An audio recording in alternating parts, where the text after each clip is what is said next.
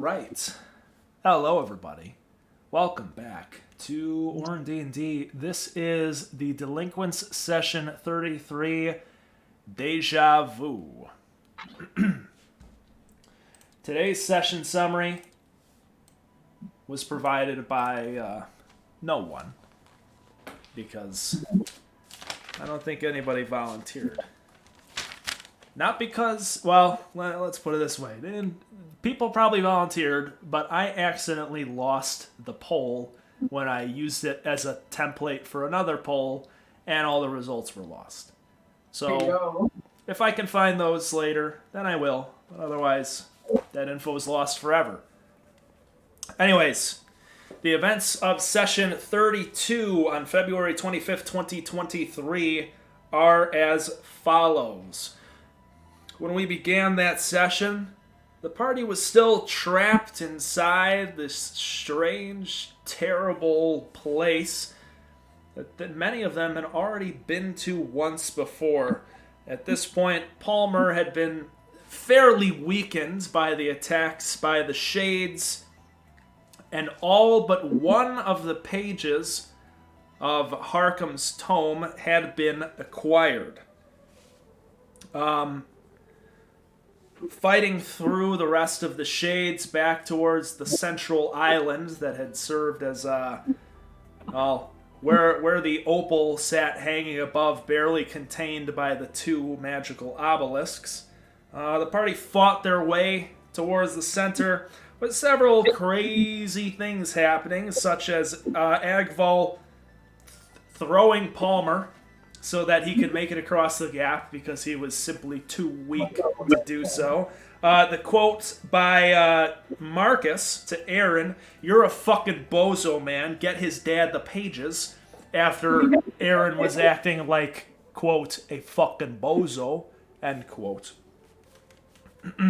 Marcus, of course, later would save Ashim's life as he was surrounded by many Shades and about to be killed by them.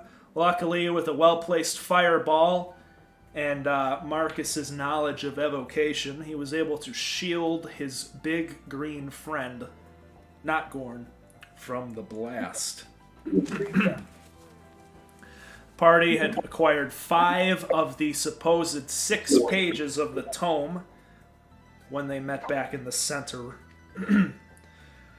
And during a brief discussion, much of the party took time to write themselves more notes while others prepared for inevitable combat once again as they began to hear more screeches of Shades and deeper pitched howls and wails of other unknown creatures enclosing on their position.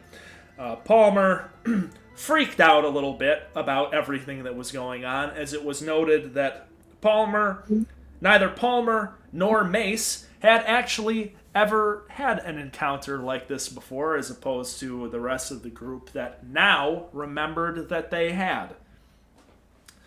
Palmer told Lava that he could do way better than that fucking Jesper guy. And before anything else could happen there, terrible creatures descended upon the party, including 2 great bony serpents. Or was it just one? It might have been just one. Anyways, I think it was just one. It was soon discovered that the final page that the party was searching for was inside the skeletal gullet of this terrible creature. And after another long combat with Palmer dealing the final blow with his new and improved gat, the party was able to acquire the 6 page, get it to Harkham, and Harkham was able to seal away the opal once more. But not before Marcus called Ashim his friend, and also that he hated him.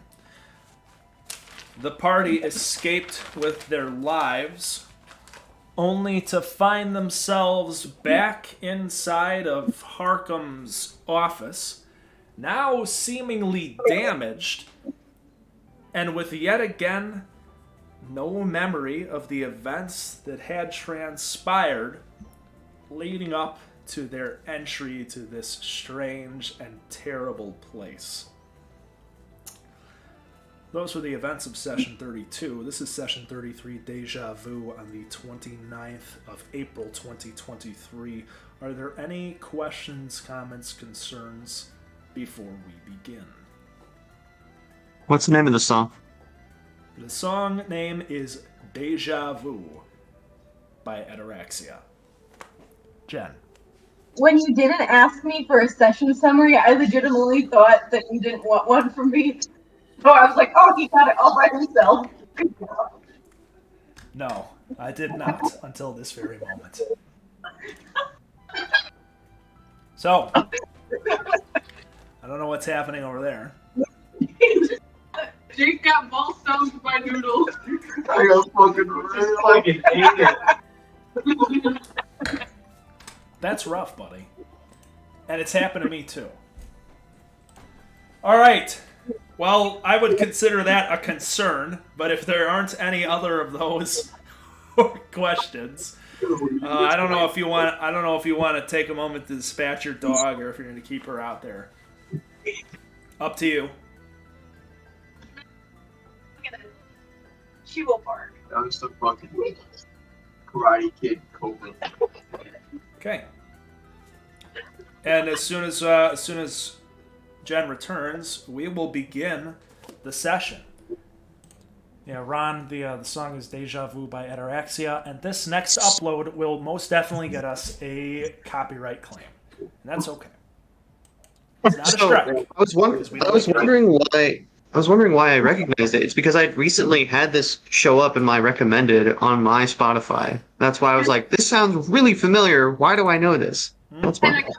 Weird feeling of like, I don't know, deja vu or something. Yeah, I spoke with one of my players from one of the other campaigns recently about musical references because he's been able to point out a few. Kaz, because Kaz is big into rock and roll. He's a guitarist, and we were talking about some references, and we were saying like, yeah, some of them are very obvious, like when characters are named after artists, or when sessions are titled as such. But there are some very subtle ones in there that you might not notice unless you're very familiar with the art. And I will say that not all of the references I make are just frivolous. Sometimes they're a little more than skin deep.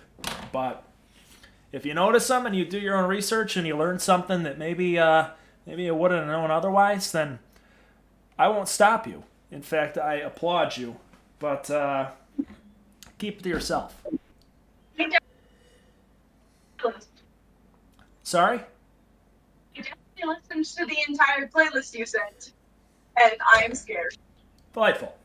Well, on that note, let's begin, shall we? Welcome, everybody. This is Déjà Vu, Session 33. Where we last left off, you guys are all inside of Harkham's office. Lava, Guttersnipe, Mace, Agval, Aaron, Harkham, Palmer, Gorn, Ishim, and Marcus.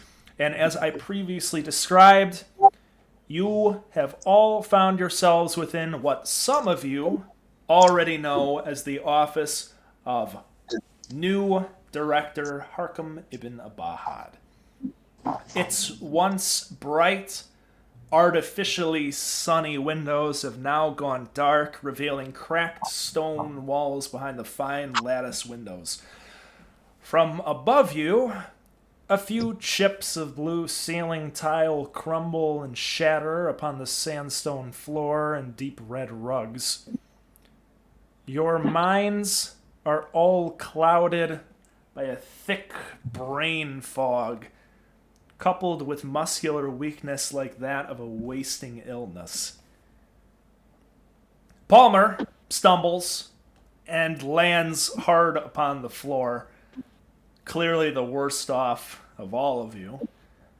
And Sheem, you notice, even Harkham, who typically stands tall and proud, is now somewhat hunched and confused, though you see that he is certainly the quickest to regain his senses. he does hold a ragged tome in both hands. You are all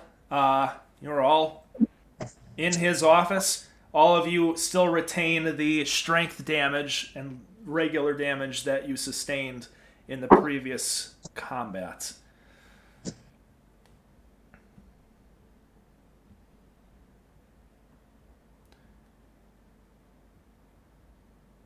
You all kind of sit there or stand there or lie there in stunned silence. Again, this brain fog is really affecting your perception of what's going on here.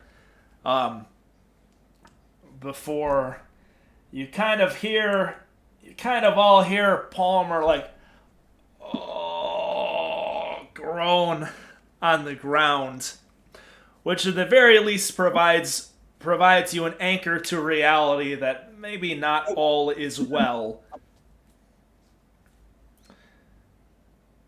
Does anyone say anything? Ashim, go ahead. Yeah, I'll kind of like get up, take account of the folks around me. Allow this kind of wave to them. See, they're both good. Agpal, Mace. Agpal? Mace? Why did you two get here? Yeah. Where is here? Gord? What? Oh my God. What is going on? I don't understand. Who's this big guy? What's going on? My dad, that's not the important part. What? You guys were in the dorm. Well, what's wrong with Palmer? Does anyone know? I'm gonna go down and make a check on him. Yeah, roll a medicine check for me. Roll medicine. Give me no modifier. No modifier. I have like a billion big dice. You can have some dice. I roll full. Yeah, borrow some of mine, bro. 2. I'm never asking you to roll. That's gonna be a 2. A 2. Okay. A 2? Isn't it an intelligence? Wait. It's intelligence. It's wisdom. It's wisdom. Oh, it's wisdom. Yeah, my wisdom score is. I would also like to check on Palmer, if possible. Go ahead and Ashim roll with advantage if Aaron is going to help. Okay, yeah. Roll again. Actually, no, I'm rolling. That's fine. I'll fucking trust you. 11. I have a data pulled up real quick. Hold on. Okay. Yeah. Sorry, you're checking your sheet. 12. Okay, 11 to 12, same thing. You, Ashim, you quickly, kind of hobble over to Palmer. At first, you go to dash to Palmer, and then realize that you do not feel very good yourself. And Aaron, you kind of come to his side, and the two of you look over Palmer. He doesn't really appear to have any major physical injuries. There's no visible wounds on him. He's not bleeding from anywhere, but he seems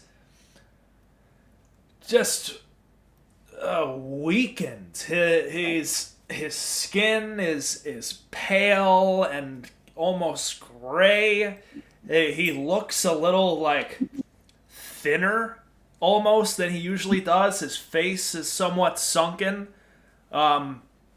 You imagine that his abs underneath that tunic are even fucking tighter than usual, given his... No, but he doesn't look like he's not cut up, he's not stabbed, he's not shot. He just looks drained. I'm gonna... Because the Palmer was one of the people who was also in the dorm, right? Yeah.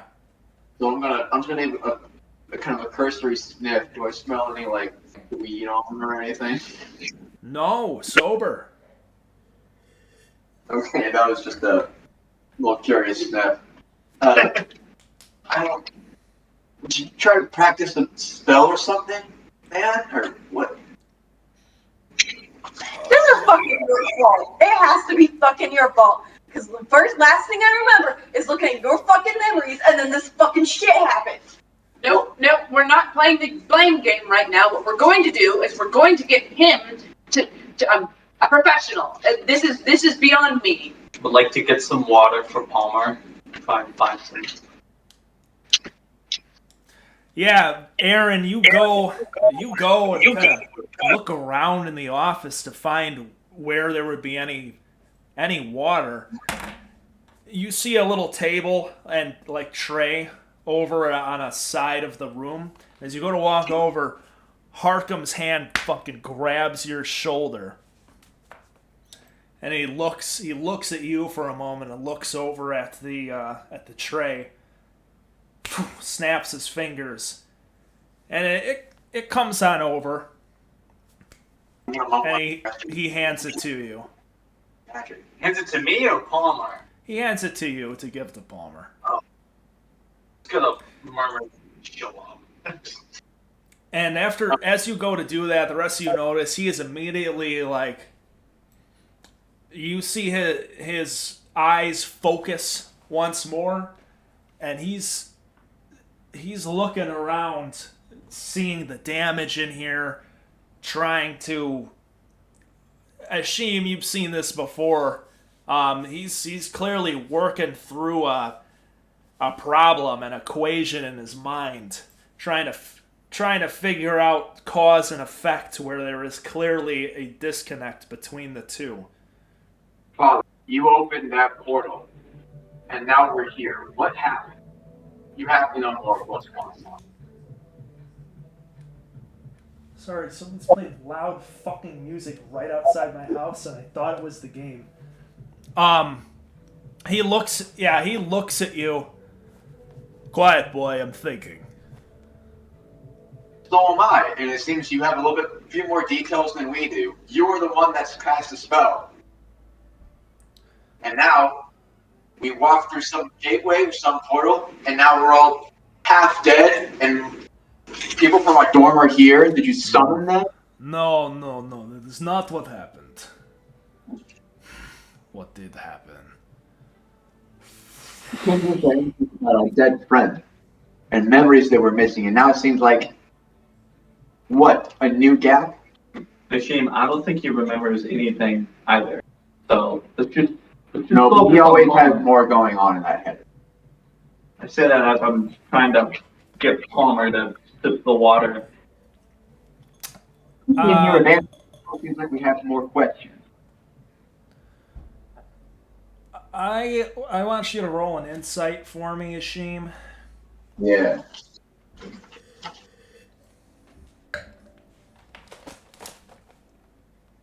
This dice are cursed. I can give you. I have so many other dice. You can have other dice. I pledge a loyal to whatever dice I choose. Insight. I'll be a 9. You see something on your father's face that is really not common, and that is confusion. Though he masks it well, it's clear that, well, maybe he isn't telling you everything he knows because he's him. But it does seem like he's putting together a few things as well. Wait a minute. That's a look that I haven't seen in some time. You're stumped. You cast a magic spell that you had no idea what the consequences were going to be, and you have no idea what happened. He immediately turns to you and grabs you by your robe and, boy, do you joke at a time like this? Look at your friend. He tosses you down. Yeah, I see him clearly, and as far as I can tell right now, the person that caused this, you. I'm gonna try to sit Palmer up to try to pick him up. I am Okay. also helping. As I'm giving him water, Yeah, the rest of you begin to attend to Palmer as this is happening. You, Aaron, you stoop by his side, get him some water from a kettle, pour it into a cup, and you try and get him to drink some and splash a little on his face just to maybe bring him back to coherency. While Mace, you assist Lauva in getting him to a seated position. Lauva, are you gonna fireman carry him? Damsel in distress? What's the idea? Damsel in distress, obviously. My savior, Lauva. Is he conscious? Can he speak to us? He is under the mechanically, he is stunned. He cannot move or act, and any real, he can speak, sort of. He's clearly very out of it. He's conscious, but not quite responsive. You kind of tell he sort of knows what's going on when he gets picked up. He's like, oh, thanks, man. But he's not doing much other than, the very basics.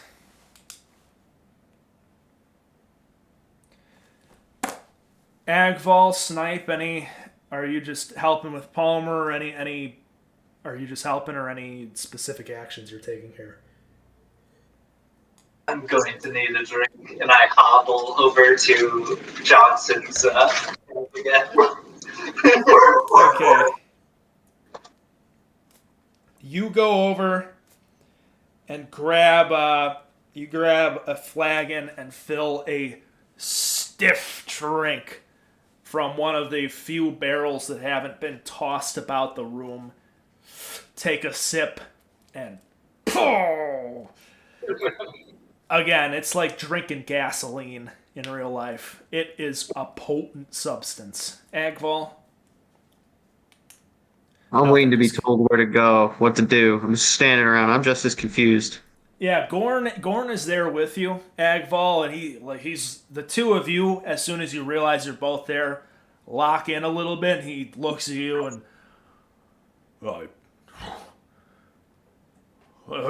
this seems familiar, but I don't know. It's like I'm swimming through soup right now. I grab him by his shoulders. Steady. Focus. Focus. You say that as you yourself are swimming through soup. I'm always swimming through soup. That's why I'm so strong. And Ashim, as you and your father trade verbal blows for a moment while the rest of you attend to Palmer and Lauva, you've kind of got him in your arms. You all hear a boom, boom, boom, boom, boom, a knocking upon the doors of the office, and boom, boom, boom, boom, a muffled voice from behind the door. Director, are you in there? It sounds like Professor Farah Abu. It's not Abu Mulawi anymore because I realized I can't have that guy keep living in my head rent-free. So I'm shortening his name, and that's what it always has been now. You. What'd you say? Proud of you. Thanks. Praise the Triad.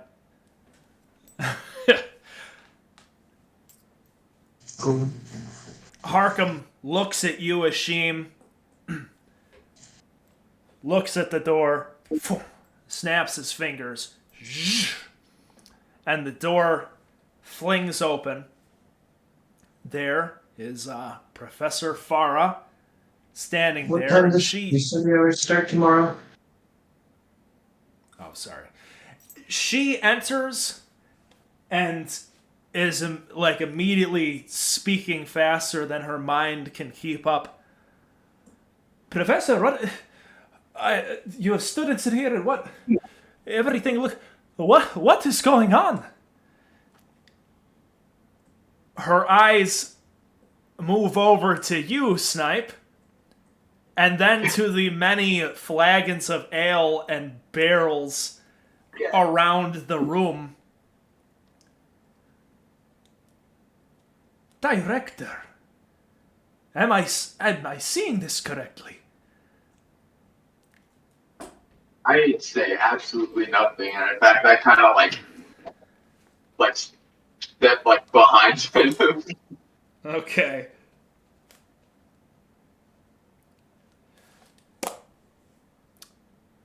And she's looking around very clearly confused, and well, I came to tell you that you've missed your first Wednesday lecture. And the next one starts in 20 minutes. I wanted to make sure you were all right, but she looks over at you, Lauv, on an extension of Palmer. Is he okay?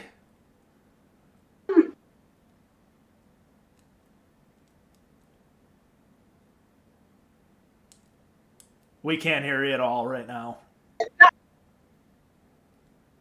I can read lips, so I see what you're saying because I have the observant feat, but Hello? Hello? Okay. Can you hear me now? yeah, we can hear you great now. Okay, awesome. Not really. He just passed out, and I don't know why. Well, she kind of laughs to herself for a moment. Well, if this is what you have been doing all... Oh, wait. She looks at you, Ashim, behind Harkham. Ibn Abahad, I completely understand. You are, as is customary, greeting now that father and son are reunited. It all makes sense to me. It's clear that go ahead and roll history, everybody, and Ashim with advantage.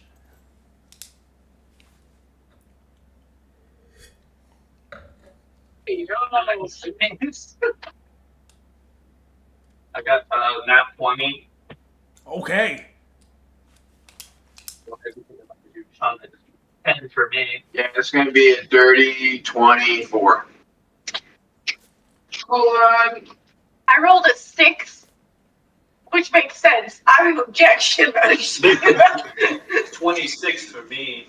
13. Okay. I rolled a 2, which is a 1. Okay. So above 20 was like an Aaron and Ashim. Mace, what'd you roll? 13. A what teen? 13. 13. Big And Snipe. A 10? Okay. Aaron, you have read a couple of tomes of Dragonborn culture of all the civilizations that currently exist in the world. They write the most books. And Ishim, you are sufficiently familiar with the culture of your homeland. You specifically know that Professor Farah is from Jobi Joba, City of Joy. And it's the culture there is much more festive and I don't want to say carnal, but Like more vice oriented, kind of. yeah, they at the end of the day they have a lot of fun in Jobi Joba. It's a good place to be. Everyone, it's like pleasure is a big thing there. And you recognize, and Aaron, you kind of remember reading this in a tome, that especially meetings between like long lost family members and whatnot, celebrations are in order. And so,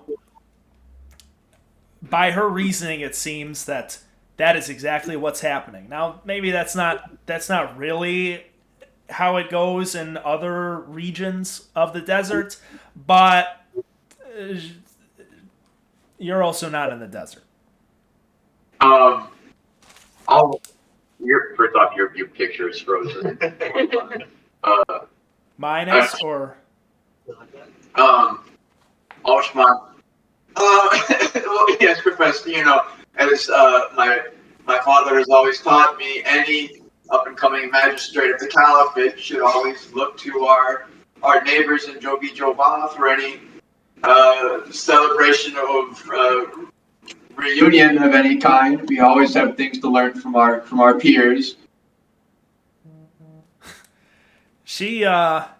You guys see the Dragonborn equivalent of a smile, and she looks to Harkham. You have taught your son well, and he is a very attentive student.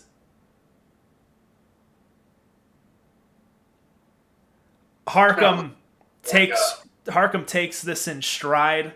He's clearly along with it. Yes, well, our offspring are to lead the world after we are gone. It is good we impart as much knowledge as we can. Please, Professor Abu, if I am not mistaken, you said that I have just missed my first Wednesday lecture? One by one, you guys realize that, last you remember, it was Sunday.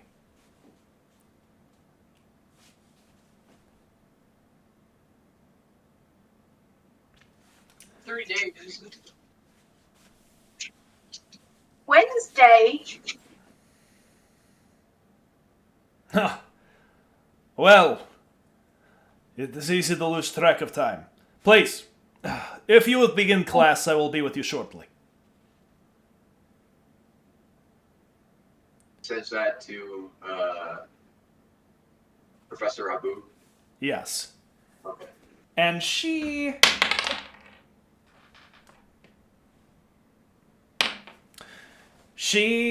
looks around and it is not so far from home as I believed. Thank you, Director. I will be sure to get them started. And she turns and leaves. As soon as she is gone down the hallway, Harkham looks back at you, Ashim.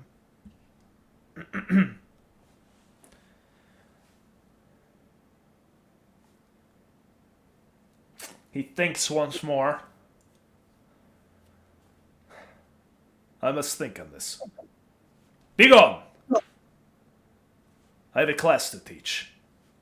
And he himself goes to leave. Before he exits the door, I go, Robert. What do you say? Before he leaves, I yell out to him, Robert. He keeps walking and he doesn't really look at you. What, boy? That was a lesson that mother taught me, not you.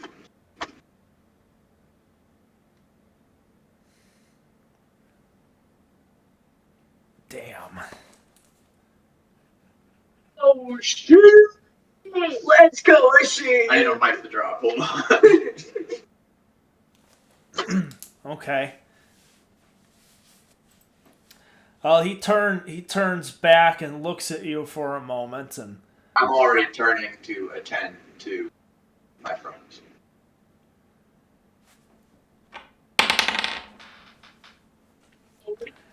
he bites his tongue. He'll let you have that one. And he departs down the hall, presumably to go teach his next lecture. fucking spilled my brain beans 2 sessions ago. I need to get something. Okay. All that aside, someone please direct me to the infirmary or somewhere. Yes, let's go, let's go, let's go. I'd like to jump up at the please direct me to the infirmary, and can I scoop them both up and just start running to the infirmary? Because I know where to go from here. I've been to the infirmary. Yeah, really all of you at this point. Actually, the last time this happened have been to the infirmary before, except for you, Mace. And wasting no time, you all, including Marcus and Gorn, head down to the Department of Divine Studies, running across campus. You guys move hurriedly and with a purpose, and you see, there, as you're walking by, you see crowds of people going through. It is very clearly like the middle of the day right now. The last you all remember, it was nighttime, dark in the sky, and you all enter the Department of Divine Studies and quickly head over to where you know the infirmary is.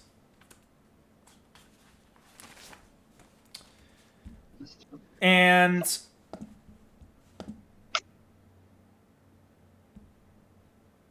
sorry, one second.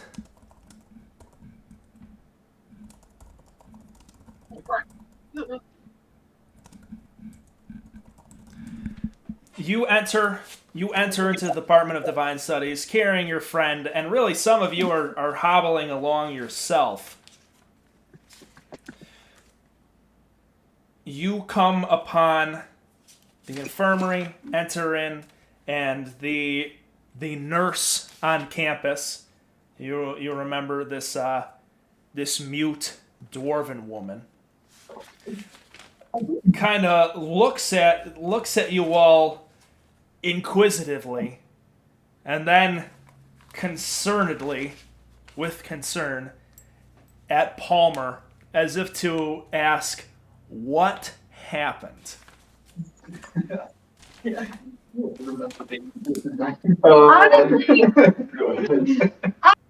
I don't remember. I just feel like shit, and obviously he does too.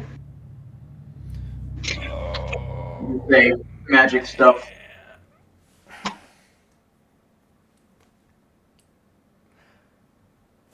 She looks at you and kind of gestures for any more. He looks drained.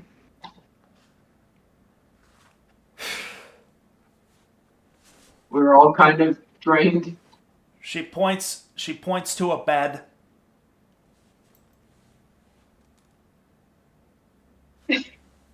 Okay. Gently sent him on to bed.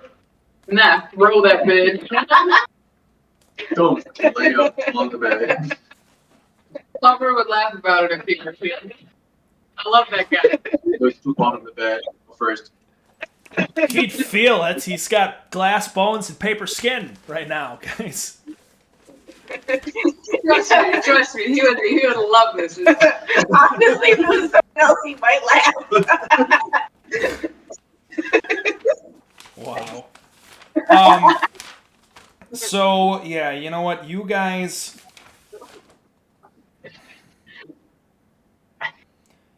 This dwarven woman, the nurse here, Danica, you have met her once before, and all of you kind of you place Palmer into the bed, and eventually she bids you all to sort of sit down or lie down yourselves based on your condition. A few helpers, mostly like older students, who volunteer in the infirmary, come around and begin to help treat your wounds. Some of you do have physical wounds, tears in your flesh, and burns and whatnot. And really, as they attend to you, they try to get information out of you, like exactly what happened, or like how did you sustain these injuries. Go ahead, Ashim. With my familiarity with necrotic magic types, be it minimal as it may, do I know enough to possibly hypothesize at the symptoms of some sort of like necrotic damage? Go ahead and roll Arcana for me. Oh, I can roll Arcana. I'll be good too. Probably. These are pretty new dice. Now the D20 is kind of working with me. Or, that's going to be a big number. That'll be a 30-24. Okay. Well, Ashim, I can tell you this. Some of these wounds are certainly necrosis. It's similar to frostbite. In that the flesh is just the layers of flesh atop the skin are dead and decayed, and it looks like it has happened quickly, as if you were exposed to extreme cold or something else that could kill flesh. I'll relay that magical relation to the medical practitioners that are looking over us. Not necessarily. I'm going to relay it, but in a way where I'm guessing at the possibility of what it could be based off of maybe some studies or some library readings. Okay. Aaron, Ashim rolled deception. Aaron, what's up? I was while they were tending to us. I was hoping to see if I had any clue on me of what happened at all. Maybe I left. Maybe we did go somewhere, and I am trying to find something. Maybe I wrote something down. Yeah, absolutely. Where is? Trying to find your little sheet. I wrote it down, and I guess I didn't save it on my. Yeah, I have. You guys have your little cards that you wrote. Yeah, I'll find it. What you wrote down. No, let's see. Oh, nope, that's mine. I think this one's yours. You guys are usually at your spots in tabletop, so it's not quite clear. What'd you roll, Ashim? 13. A 13. Okay, a couple of the students are somewhat concerned by what you are saying, and you do hear them muttering about how you do hear some muttering as they go to help one of your other friends of how they're concerned of the new director's approach to safety in the Department of Arcane Studies. But it doesn't seem like they don't think that you went to the fucking doom zone or anything like that, because how would they? Aaron, I will get to you in a moment with that.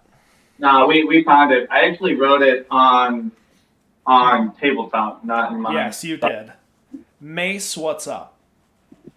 Oh, I would like to relay in a very concerned, almost like dealing with a new trauma type of way to the person attending to me. I don't even know how we got there. 1 minute, Sunday even, it was me, Palmer, the one you see knocked out there, Agval, the big one, Gorn, the other big one, and just us all in the dorm. And then all of a sudden I light a book on fire, and then we're in the director's lounge, and Palmer's on the ground. Gray as an elephant, whatever that is. I think Gray is a Goliath. I mean, Gray as a Goliath. it's a little racist, but Yeah, you take psychic damage at the fucking N-word that got dropped, Agval. I am Gray. It's okay. Yeah, you can. Well, yeah, but Mace said it with an A instead of an E. Oh. hard. It's okay, she's old. Yeah, Mace. Yeah, she is like a boomer. You know what this nut is called? Anyways, for those of you who know, you know. It's pretty bad.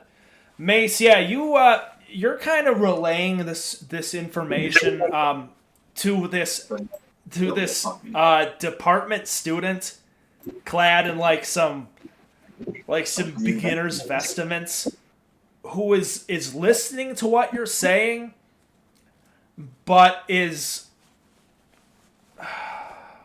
roll persuasion for me. Yar, Captain. That's a natty one. But is not really convinced that what you're saying is sensical.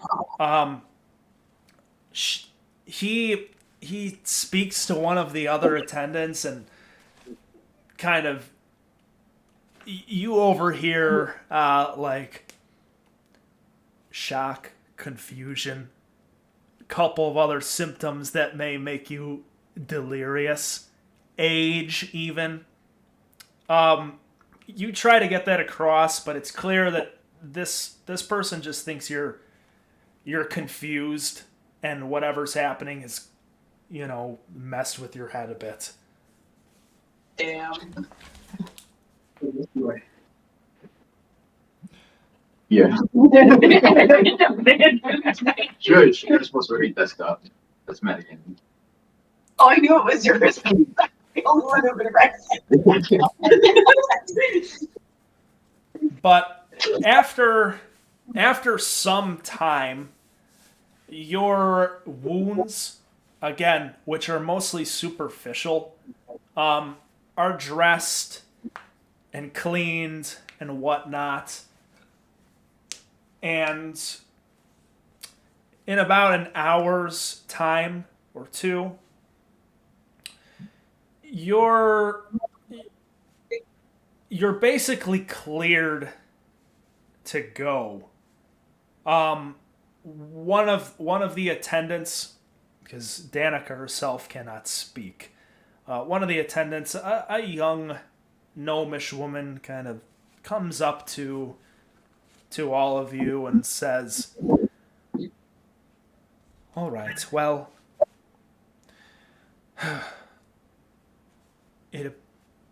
all of your wounds have been taken care of. It doesn't look like anything is too serious. Get some rest tonight. The muscular fatigue that you're feeling should subside soon. If you're feeling worse if you don't feel any better in the morning, please come by again.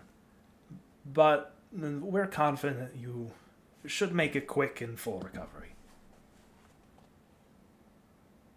Palmer is still very much in bed. What?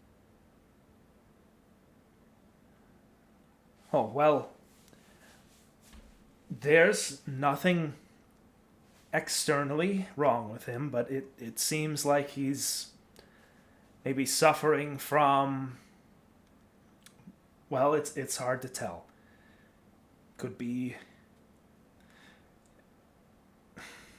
heat stroke, something.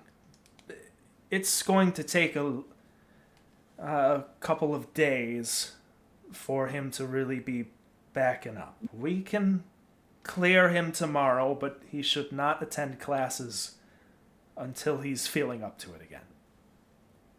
We can visit him in the morning, Lauba. Okay. But he's saying And again, you're sure you really don't remember anything else?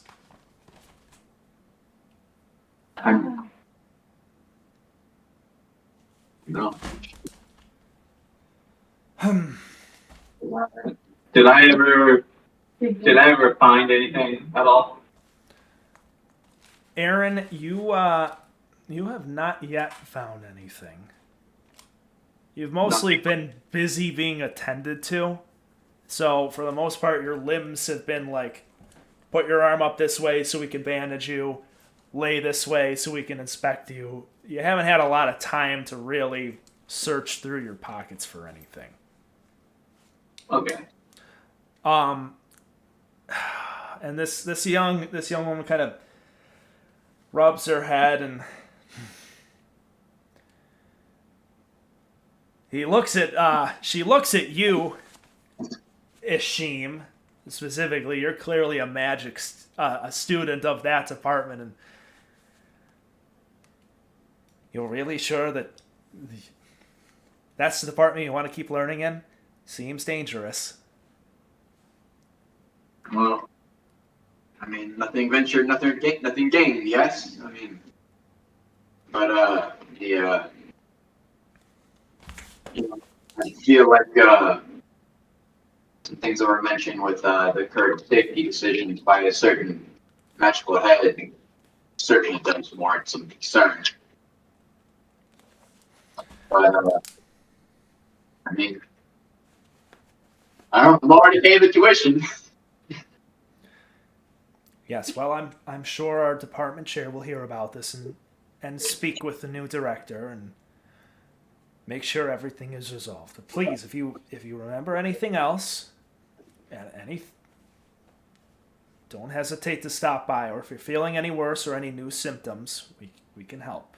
But everything should be okay by morning.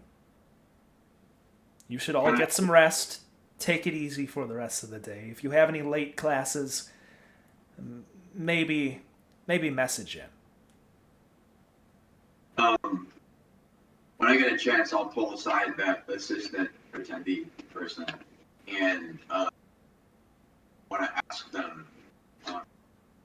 Quick question: is this department also associated with the mental health provisions? Or is that a separate department?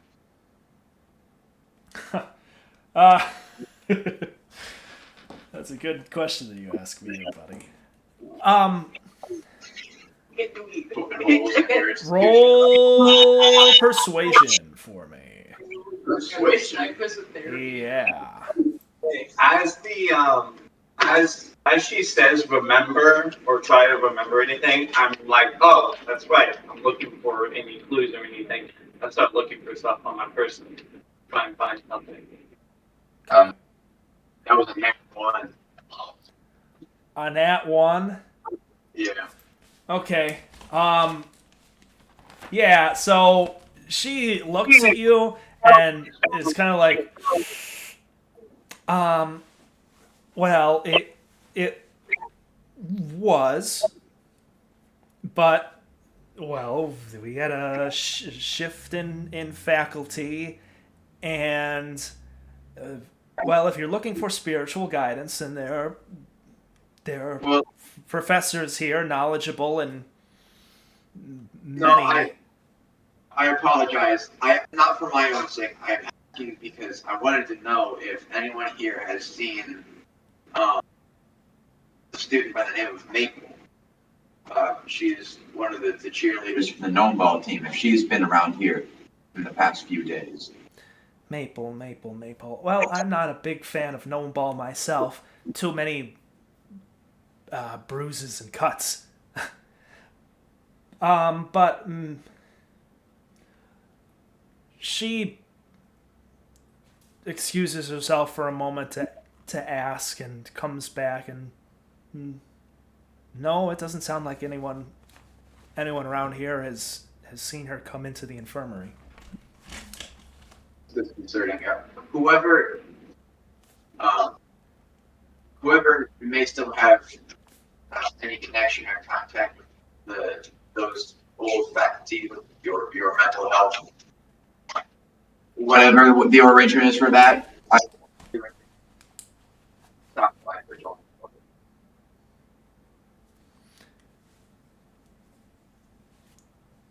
Some of that cut out, so I'm not sure exactly what you said. I'm sorry. Wow. Okay. I said, well, whatever, if anybody has any contacts with any of the spiritual guidance or the mental health faculty that we worked with in the past, if anybody knows them, I'd highly recommend having them directed toward Mabel's dormitory. She hasn't been herself as of recently, and it's been difficult to get to speak with her.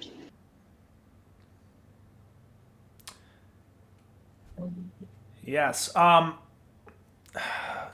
You all know that Maple. You all know that Maple is a primarily a student who studies in this department, and you kind of, Ashim, you relay a little bit of that information, like, yeah, she's into Terra, to guide them along in identifying her and perhaps reaching out to help.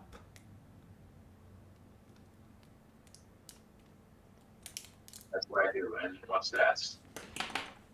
If you could do that for me, I'd really appreciate it. I think I'm exhausted my option. Trying to help her. Trying to keep the life. Okay. Yeah, she thanks you for bringing that to her attention and says that she'll make sure that information gets passed along to the right people, perhaps some of her friends that might know her in the department. But this attendant leaves. You're all kind of left in the infirmary with Palmer. Aaron, you begin, indeed, searching through your pockets. And I need you to roll an investigation check for me.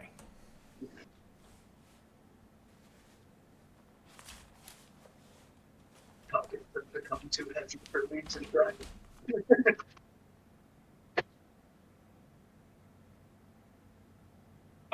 Let's see. 10 investigation is a 13. A 13. Okay. Aaron, you guys have been really basically left inside the infirmary. Palmer is there, still bedridden, but the nurse's assistants have since gone. It is rather late at this point. There's not really any. It's like sunset or past.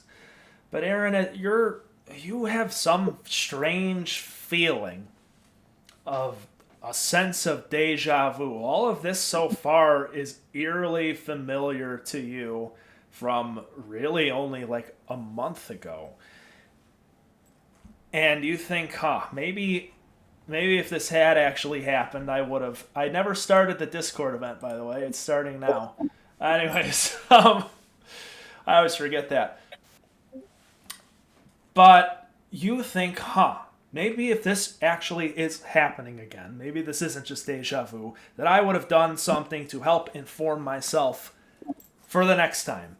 And Aaron, you just offhandedly pull out your map, and on the back you see carved into the map with a knife, there are, I believe, 5 words: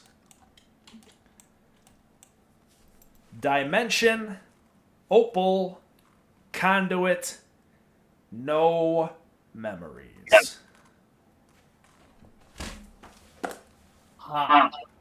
I knew it. I knew I would do this. Okay. So, give me a minute. Oh my god. Okay. Oh, you're good? Okay, great. I knew it. I knew I'd do something like this. Hey guys, look at this. Look what I did. I seem to have written down some clues as to what happened. And maybe this will help us start like showing everybody and stuff like that. Seems though this is all I could like write down very, very hard to the team and show everybody. And like last we remember was you, Sheen, us looking in your memories, and then we don't really remember anything. So maybe Well, we remember after the memories opening a portal of some kind. yeah, opening the portal. And The maybe the last thing you guys remember is like the right before you were gonna start combat with your dad, Ashim. yeah, right before you were gonna, right before you were gonna fight your dad, we went into that portal, and I guess there was we went into some sort of different dimension that it seemed though that we were familiar with. Well, And if we were gonna, I actually do interrupt Aaron. go ahead. But the last thing that we remember me about to throw hands with Dad, which means we remember the altercation in like the pre-Fuckler portal area there with the Void Opal. We remember seeing the Void Opal and everything. Mm-hmm. Yeah. Yeah, you remember that. You remember that. Something must have happened when we came into that pocket dimension that has to do with the Dark Opal. Most likely, and I guess we succeeded in either closing it, and that's what pushed us out. As they explained. And actually, I'm not thinking. Can you guys find anything else in your persons that may have any other clues at all that you might have like written down at all? Maybe. I kind of have. I'm not really intently looking or anything. I kind of half-heartedly give a pat down to something. Well, I've got this knife here, but I already had a knife. Great, Gorn. What black opal are you talking of? You sound like you've come across this before. Funny story. It's Well, not very funny. Long story short, we got in an airship. It crashed. We found a secret cave. Hey, Gord. This is how we met Gord. It is. And in the secret cave was a black opal. And it's been following you or something. Professor Johnson took it. And go ahead. Ron mutes your buddy's talking. IAD Opal. Okay. Well, Sorry, Professor Ron. Johnson from his stomach, non-invasive. I'm just trying to say I. And since then, the Department of Magic Studies has not really been the same. Right. And this isn't the first time where we came out of some ominous place with no memory. Like, I have these gloves that I can't take off from this other place. Like, I tried taking off the mage hand gloves and I can't get them off at all. So you're suggesting that the memory of the other memory alerts it comes from the same place as the first one, with the secret entrance at the bottom of the tower. Yes. Well, if this has happened before and you've had another memory lapse like this one, or whatever, I'd assume he's correct. Yeah. Actually, wait a minute. If there is a different memory, and if we remember what happened from the other dimension while we're in there, that means we exist in that different dimension. Could that mean that? Sorry, what's your other character's name? I think Cecilia. Could that mean that Cecilia might actually exist in that dimension, since she had memories in there? I will say it's just in character. Obviously, out of character, you know you're going to a different place. You don't necessarily know there's a portal or anything. You just know you've stepped in, and the next thing you're 2 times there's been black, and then boom, you're back to where you were.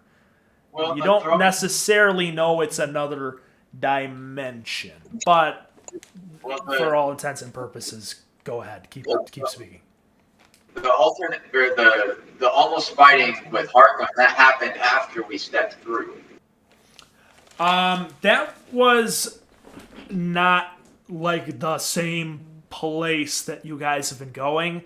That was just a little like thing that Guybrush had hidden away. Yeah. Okay. I'm gonna search my pockets also for something. I would say that is certainly a stretch theoretically. The working theory that I at least have is that the mystery around Cecilia is somehow tied, which hence why we went to approach my father in the first place.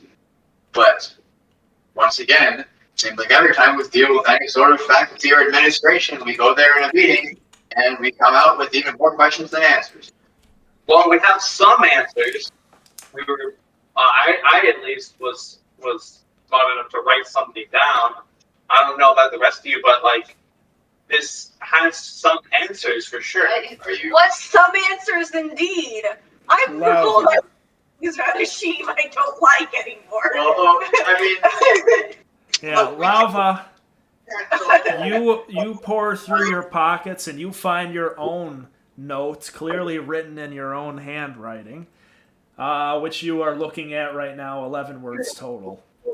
Don't mess with pillars. Resist. Drunken words. Secret room. Opal imprisoned. Oh. the whole spilling of my own mental being things in the dormitory if you would like, but for now, the current problem that needs mending, being what we just went through, that once again we had no recollection of except for, I guess, some spare notes. Okay, I guess I wrote stuff down too. Did you, Lava? What does it say? Well, it's clearly in my handwriting. Yeah, it's quite illegible. I'm gonna like punch you. That's fireball. Don't mess with pillars. I guess there were pillars in that room. Well, yes, we all remember the pillars that were holding the opal. Resist, which, what? Okay. Drunken words, secret room, opal imprisoned. Well, both of these notes have really painted a very detailed picture of what exactly happened. I'm glad we have. Look, what I can really say at the very most is this. When Director Johnson took the black opal from that hidden cave, he obviously kept it to himself and hid it into a pocket dimension that was only accessible through his now my father's office. We all remember this. We all saw the opening of the portal, the reading through the drunken text and everything, and we all saw the opal being held by those magical towers. Our lives begins upon the destabilization of that tower and my father's attempt to take the opal from you. Yeah, but I was just trying to put the opal back. It's clear that this opal does have an allure to those. My father is an assistant person, but the way that he went and get a hold of that object concerned me. How short-sighted his actions were in that moment. We gotta talk to my uncle. Marcus is there. Oh yeah, what did Marcus say? No, Brett's gotta go. He's gotta talk to his uncle. Yeah. We gotta talk to my uncle. I don't think Dr. Johnson would remember anything as well, as we've seen Markham not remembering anything. So what would that do? But he spent the most time with it regardless. With the item itself, whatever happens after the item that results in a memory loss, after the fact, someone who spent time studying the opal, like Dr. Johnson, still would have more knowledge on it than any of us would, than my father would. Yeah, listen, Aaron, you bozo. Why? I just couldn't. I was there the same time you guys were there. The last time this happened. All of this feels exactly the same. Except the last time it was my dumbass uncle, and now Ashim, it's your cool dad. And well, we're not gonna get to talk to your dad because you yelled at him. So only other person we can talk to is my uncle. If we can drag him out of his study for long enough to get 5 words with him. Do you have access to the study? No, but we can bang on the door. If Marcus doesn't, I can. Well, you at least know where it is. Yeah, it's in our house.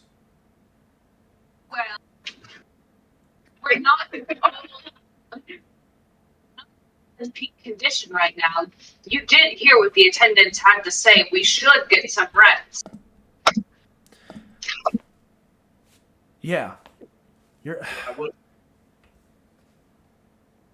still have more questions about how this tie is to. It's a ceiling. I've heard of it. Well, we have more than what we started with. Sure. We essentially know that the opal is a hot commodity, I guess, which I don't think was any surprise. But at least we know that Dr. Johnson was studying. And he did contribute. Yeah. Whatever he did had to have contributed to the state of the town for the first incident. all right, fine. Yeah. All right. You guys can come over to my house tomorrow. 2016 Sabbath Lane. It's up north. You can't miss it. Mace, you're a native to the city. You know where Sabbath Lane that neighborhood is in. It's going to roll insight actually, or history, not insight. Is the Clifton a Squid City? History, I think, is a +5, so I think that's a Only one now. 19. A 19.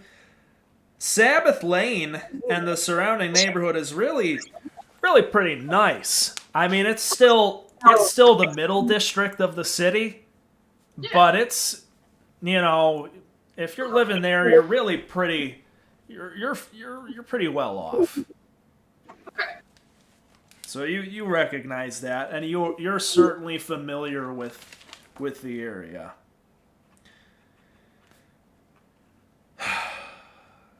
Marcus sighs and he's like, "All right, come in the morning. You better be there before I change my mind." Looks at you, Aaron.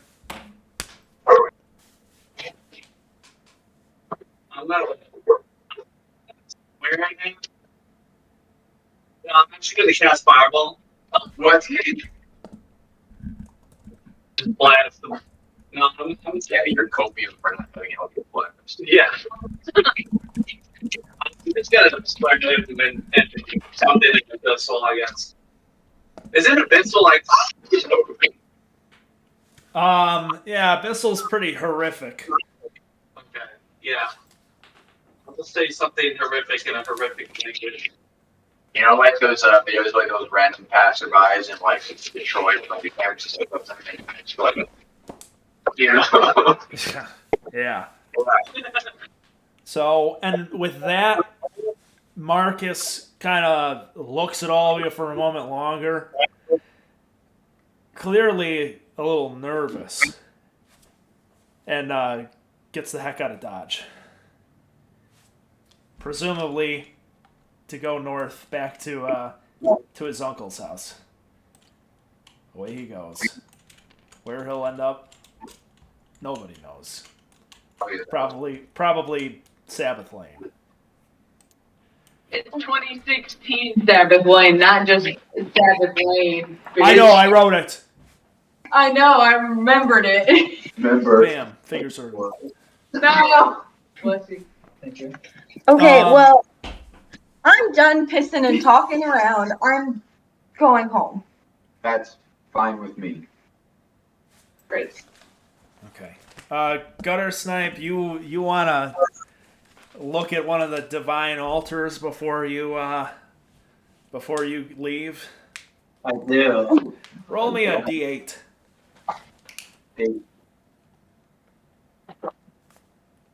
Oh. Okay. You, as the rest of the group kind of prepares to leave, you've snuck off a little bit.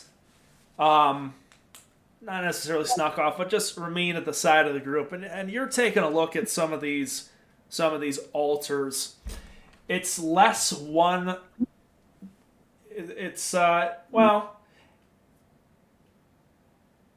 It's there's one big hallway and then several like smaller alcoves where all of these different worshippers can have their own little space. And you come upon the altar to one of the more commonly worshipped deities in just the world, Arabella, goddess of wisdom and healing and protection. It's a fairly standard stone altar adorned with gold glowing candles and blue and gray tapestries and tabards and whatnot. And it's regal, it's strongly put together, it's stout, almost immovable. I mean, you pour over this thing and get a pretty good sense of, oh yeah, this is what an altar should look like. You know, present. It's not too flashy, but it's there, and you know it's there. Okay. So, Lava and Ashim, it looks like you guys are returning to the dormitories. Is everyone else going to do so as well? Yeah. Yeah. Okay. Agval, as you step out the door, there's a second shooter in the grassy knoll. But you can't be surprised, so. I can't be surprised. Feel bad. At this rate, it's late in the day. The sun has set, and there's some lights from the various departments that are still on, but it's pretty dark on campus at this point. Apparently, on a nice Wednesday evening. At this rate, it is now October 10th of 995. It's mid-October. It's definitely colder than the few days ago when you last left. It seems like there's been a bit of a cold snap, and you see people walking around with coats, while the rest of you guys are not totally dressed for it, except for Agval. It does not affect you. You're used to being scantily clad in the peaks of the mountains. But the rest of you, especially you, Ashim, it's very cold now. Lava, you're okay, given the climate of the plains. But everybody else, it's pretty fucking cold out, especially for you, Ashim. My skin will start like freezing together. Yeah, your scales contract like flush against your body to reduce the amount of surface area you have to radiate heat. But eventually, you guys all return. Where? You all return to the dormitory. Is there anything specific any of you guys are doing before you take a long... Oh, Palmer's gone. Anything specific you guys do before you take a long rest? I'm gonna cook some food. I haven't eaten in 3 days apparently. I think we all would be pretty hungry right now. Yeah, Aaron, you go to the kitchen reasoning that, but while you are, fatigued like after a long workout, definitely hungry, you have known 3 days hunger before. And this is not it. Like you're the pangs, the literal physical pain of hunger radiating through your body is not present. You could definitely eat, and you do feel the muscular weakness, but to you, your internal clock doesn't totally count 3 days, at least when it comes to hunger. But regardless, you do grab yourself some dried meats and a few slices of pickled potato and whatnot. I would like to almost immediately pass out on my chair. I'm very tired. Big sleepy boy. Yeah, big stretch, big sleep. Okay, anybody else? I'm gonna pull a sheet to the side. You do that as I'm like trying to slowly like sneak back in. If you notice anything. Okay, yeah, I'll get pulled aside. Hey, Sheen. I can hear you. I hold your shoulders. I'm gonna like lean backwards to keep the head space as distant as possible. Hey, is it going, Lavo pal? Sorry about your mom, man. And I'm gonna attempt to give you a hug. I will pal. Grapple. Red, do I see this? Yeah, you do. What'd you say, Brett? Yeah, Aaron, you see this. I'm doing this with disadvantage. This is a gross. Noodles.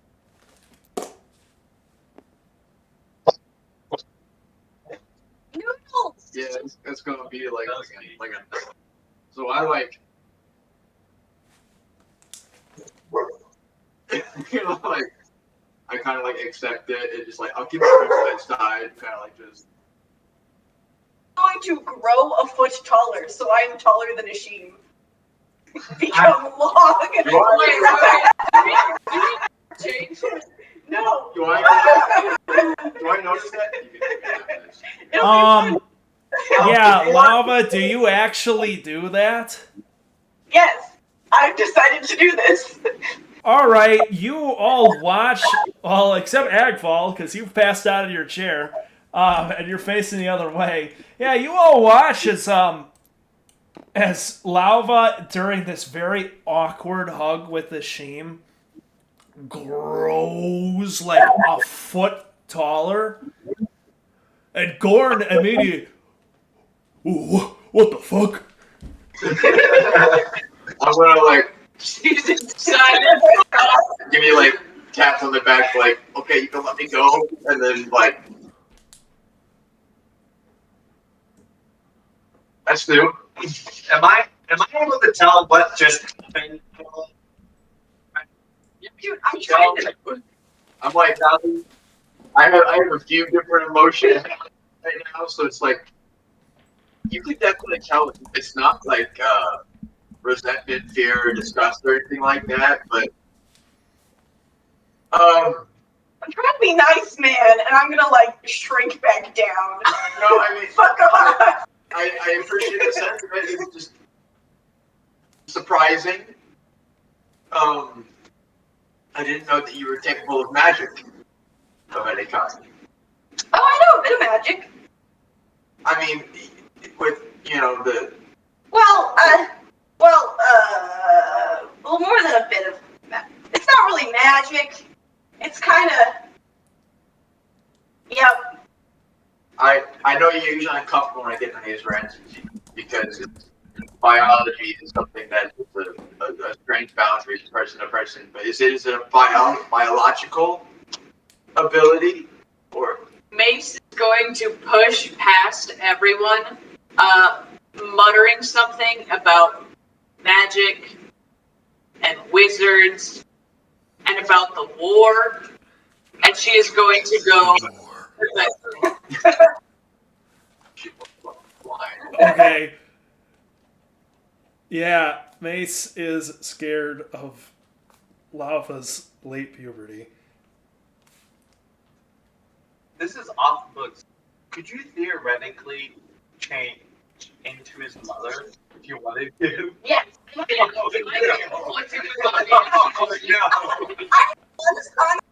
I can be your mommy.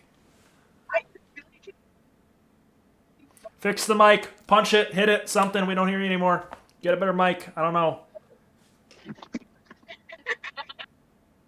Yeah, that would be if you change into my mom like how you run me, that'd be an 80% speed run to interruption / insanity. Genuinely considered it. Like, I'm just saying, do what Lava's gonna do, you know. no. But anyway, I asked Lava, is it a biological ability or is it actually magical or? So, I mean, my cards are on the table. Basically, after all that, you are. well, Please feel no obligation. Okay. Snipes taking the magic carpet into the boys' room. Yes. Oh, my carpet. Anyway. So, do that for a while now. Is it? As in, like, always. Is it just? It's size? No. I'm not exactly. Well, first off, I was just trying to give you a hug, man. We don't have to get this deep. But I appreciate the sentiment, and I appreciate the sentiment. This is, I say very, very, very quietly. What do you say very quietly? You said it quietly, so we didn't hear. What? I just said it's very awkward. This is character dialogue. Doesn't matter to you, DM. It actually matters to me a lot, so that I know what you know. okay, so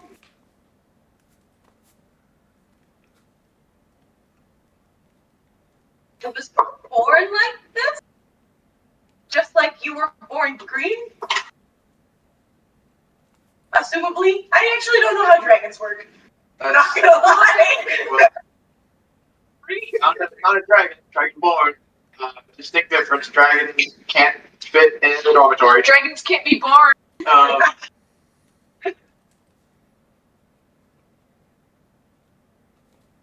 So are you suggesting your species is different from human? Yes. And seeing your secrets inspired me to share one of mine, maybe. Only because you're kind of fucked up, man, and mine's not that bad. No offense taken. I want to scoff at that and be like, I think that was mine. I'm not actually sure. Honestly, I've always been able to do that. None of my siblings can. So, I mean, that's quite an incredible gift. I struggle to come to the conclusion why you would decide to hide it, but it's not my choice to make. but it's not just my height. It's other things. I can look like you. You see me like the numbers in my head, or like the numbers around the person's head mean. If Gorn comes up to you, can you look like me? Tall, like you're a little too tall, I think, but I can get close. Try it. Can I see it? Sure. This. I will change into corn. I can your voice too. Whoa, that's fucking wicked. See Ashim, like, You seem more shocked from the initial hype change than the full transformation. Now that Ashim's kind of learning the rules behind it and everything at this point. But Ashim kind of tends back. That's amazing. That's honestly. Do you have a crew or form?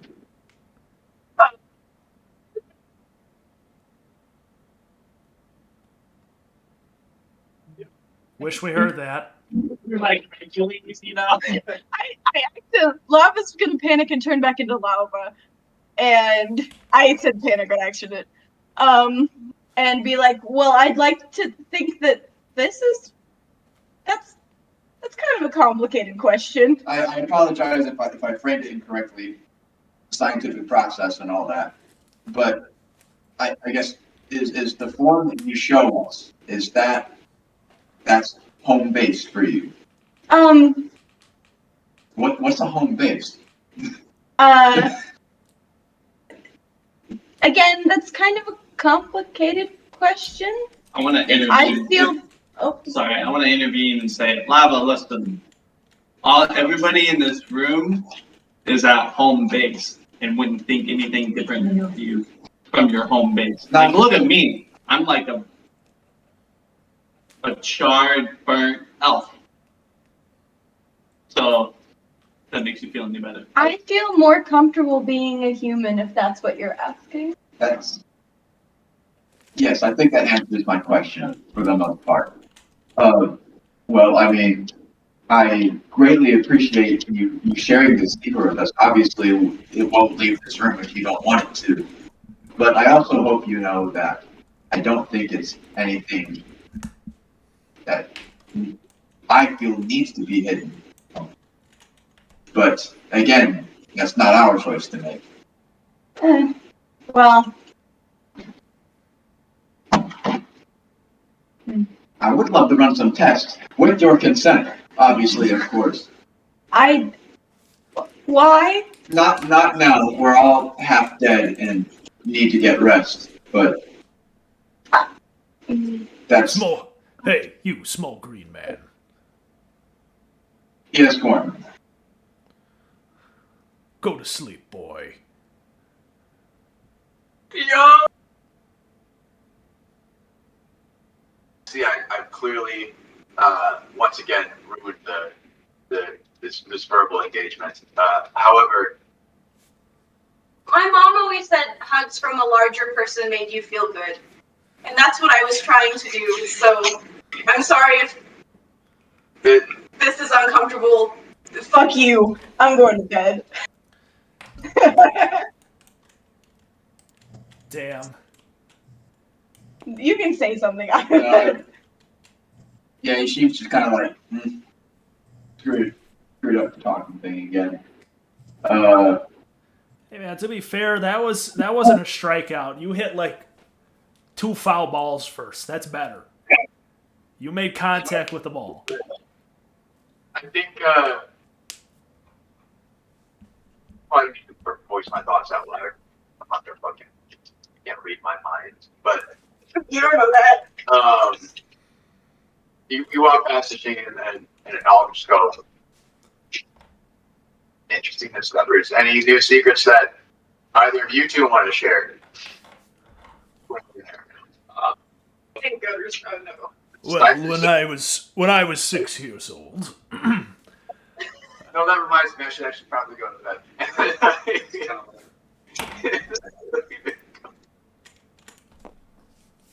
Gorn looks at you, Aaron, as he as Ashim disappears. Winks. And he says, "I'm smarter than the average bear. And stronger." And he's gonna sleep on the couch. I go to bed, but I do not actively want to fall asleep. I'm gonna lie down. All right, let's go to Gutter Snipe real quick, who's been doing something in the corner. I know what it is, but what are you doing, buddy? So, First, I guess I started drawing without asking. I assume I'm not in the physical condition to push the box into the middle of this little room. Seeing as my strength has been much reduced. It'd be kind of difficult to right now, and it's a big box already. Not without waking up the whole dorm hall with the of the pushing of the crate over the wooden floor. No. Yeah. So what I am doing is I am draping the crate with Hashim's magic carpet. Priceless family heirloom. I placed my obsidian box on top. I have it opened up with my picture propped up on the lid. And I have placed my coated shiny rocks. And I don't know if I have a candle or two, but if I do, I place those alongside it as well to make my own altar. Yeah, you can. You have a couple candles you can scrounge up, and yeah, after some time, you build a nice altar to. Who is it to? Currently, there's not anyone who is directed to. However, again, it does have my own image on there. Hell yeah! It's the big snipe. And you know what? I'm gonna use my tinkering tools to magically affix my name glowing on the front of my makeshift altar. Carpet? All right.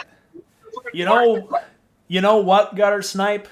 I'm talking to you. Hey, I'm talking to you specifically, Gutter Snipe. That's pretty cool. You fucking gang signed my carpet.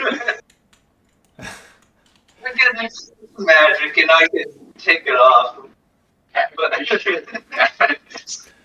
Okay. We're going to go ahead and take our long rest now.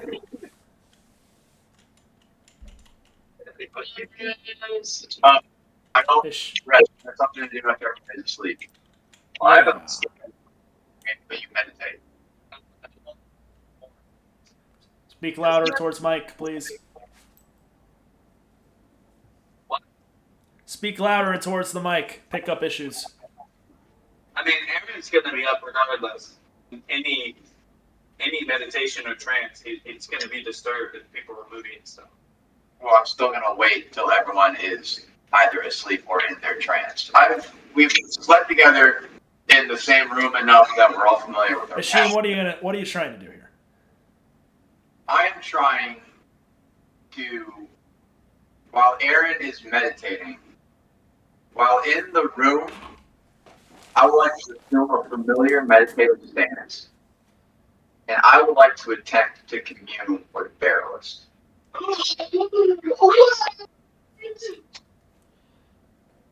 Do that? Well, I'm just trying something. Meeting with me too. I'm there. I'm always there. Go ahead and roll an Arcana check for me. Think of it this way. Right now, I'm sending out, seeing if there's anything that bounces back. I'm not going to try to start a full-fledged conversation the first attempt. Okay. Check set. That's going to be a 19. A 19. Okay.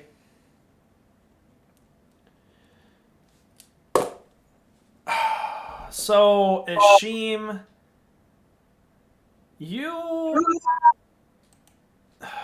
take some time.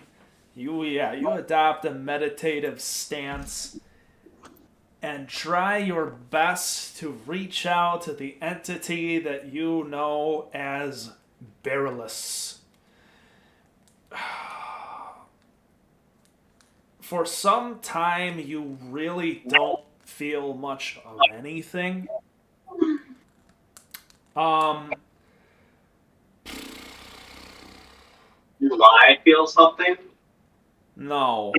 But for just. You spent like a couple hours trying to do this, Ashim, very carefully, but something like this, without proper materials, components, etc., is a little out of your wheelhouse. And what fleeting few connections you think you make are tenuous at best and most likely imaginary. It doesn't seem like this is something you'd be able to do without really setting up for it.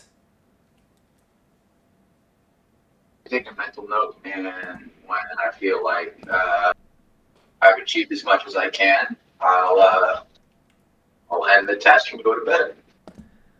Okay. Yeah, you try for a little while longer, but just doing it through your mind alone without specific rituals and all sorts of things is going to be a pretty fruitless effort, unless you just talked to him out loud. But well, Yeah, obviously there's somebody in the way of that. Well, Okay. well, could I theoretically, off the books, could I allow him to commune with him, if possible? That's a great question, and one that we can explore. Unfortunately, Aaron has no idea about what's going on. Or do I? No. That's a great question. Let's explore that one too. That's also a question. And Aaron, you don't pick up on anything that's happening, mostly because it's very likely that nothing is happening. Ashim really wants to believe, but eventually Ashim realizes that that's not how it works unless you're a cleric or a paladin. But that being said, you all take a long rest, and I have something for 4 of you. If you go ahead and go bring up the Discord text chat. Some of you have received feats. I will put them in the main chat. If you want, you can go ahead and bring it up on the big screen if you want, so people can see. Fucker, how do you have it? Okay. Thanks, prerequisite egg ball only. Oh wait, everyone already now. Yeah. Dang it! I'm too dumb for this.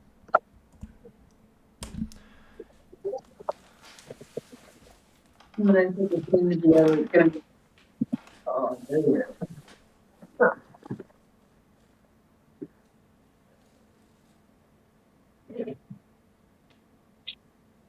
I don't know what the. I can't get out of big screen on the thing, so you're gonna have to pull it up on your own devices. Sorry, guys. Alt tab out. Are you not on Discord on the? No, I'm on Discord on the big screen, but I made it full screen and I can't, because it's on my TV, I can't see all parts of the screen. Unfortunately. All right. Well, go ahead and bring it up on your individual devices. You're gonna probably want to see it. There's only 3 of them. Didn't you say there were 4? Yeah, there are 4. 9. I see Agball, Aaron, and Snipe. That's correct.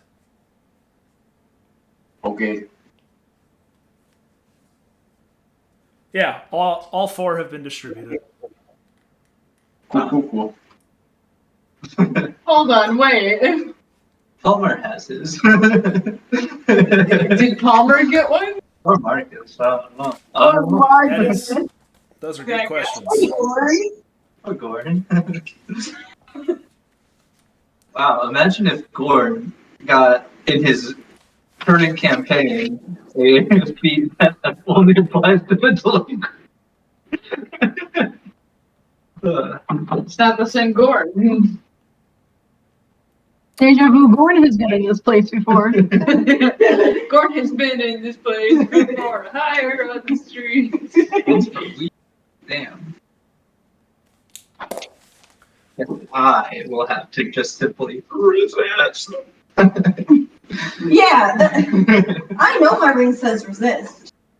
I know your ring says for this. Yeah, you told me. I not only told you, but I've even found a dwarf to translate to tell you. Brett, I can still summon him the other way, correct? Yes, you are not forced to use Release the Beast. Okay. But the normal casting time for Find Familiar is 1 hour. No, yeah. So, How? When I cast it, he is around until I dismiss him, correct? And I have full control over what he does.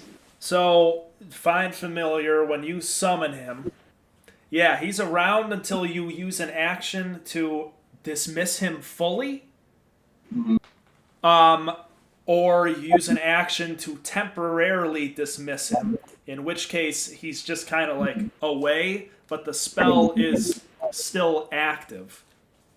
Okay. And is it concentration based? So if I lose concentration, he's done, or No, it's not concentration based. But if it drops, if he loses all his hit points, then he's going to. Okay.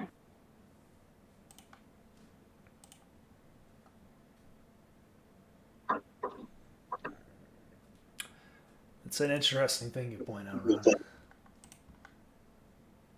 So once you're all done reviewing those, we'll continue.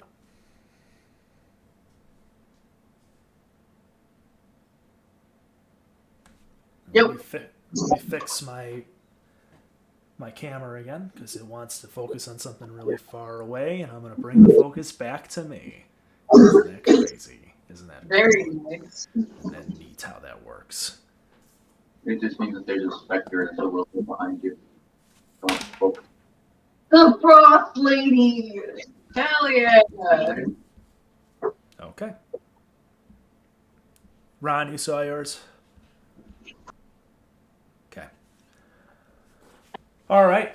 Well, may you have a text version of this to add it to your... Yeah, after the session, I could give you guys actual text versions. So, okay. In the morning, you all eventually awaken from your slumbers, your trances, whatnot. You are all healed, and like predicted by the one of the nursing attendants, you are all brought back up to your original strength levels. You no longer have any strength that has been sapped from your bodies. That's all back. Ah, shit. I'm stronger than before. I'm gonna plug my phone in.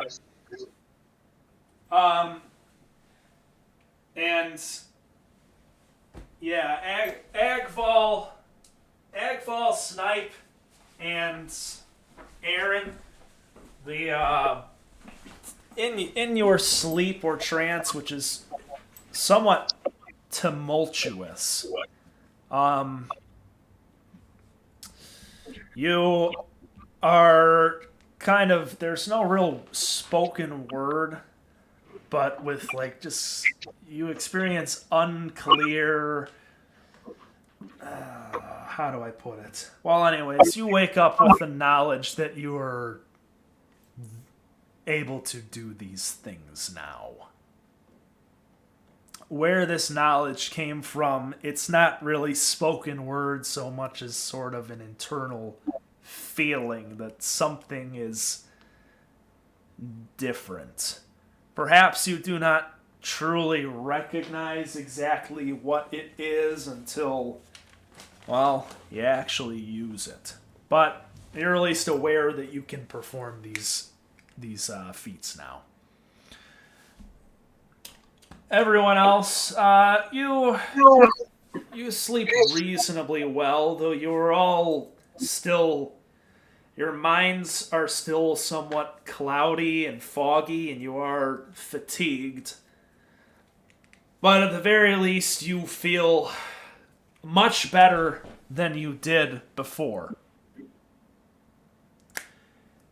And eventually you all gather once more into the main room of the dormitory. Are you guys doing anything specific, or are you just going right to 2016 Sabbath Lane? Aaron, go ahead, buddy. What time is it? Is it reasonably early? Yeah, it's pretty early in the morning. You guys went to bed just after sunset, so it's not too, especially in the winter, it's not too late, or like autumn. Okay.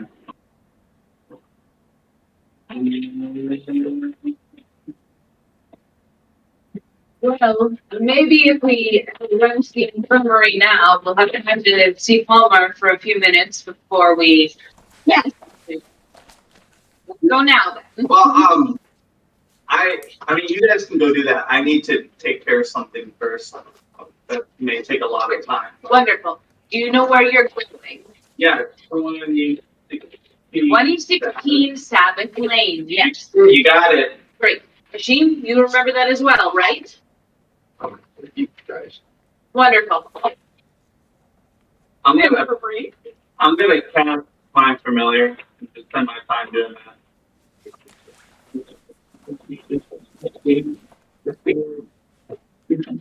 What's going on there? You know what? I can't believe I didn't think about this before. Yeah. Oh wait, no, never mind. You would catch you'd catch feedback if somebody else was speaking through a mic. Yeah. Yeah. Because man, your guys' mic is fucking bad. I just said I was gonna cast. I heard what you said. Yeah, I know what you're trying to do. It's gonna take you an hour.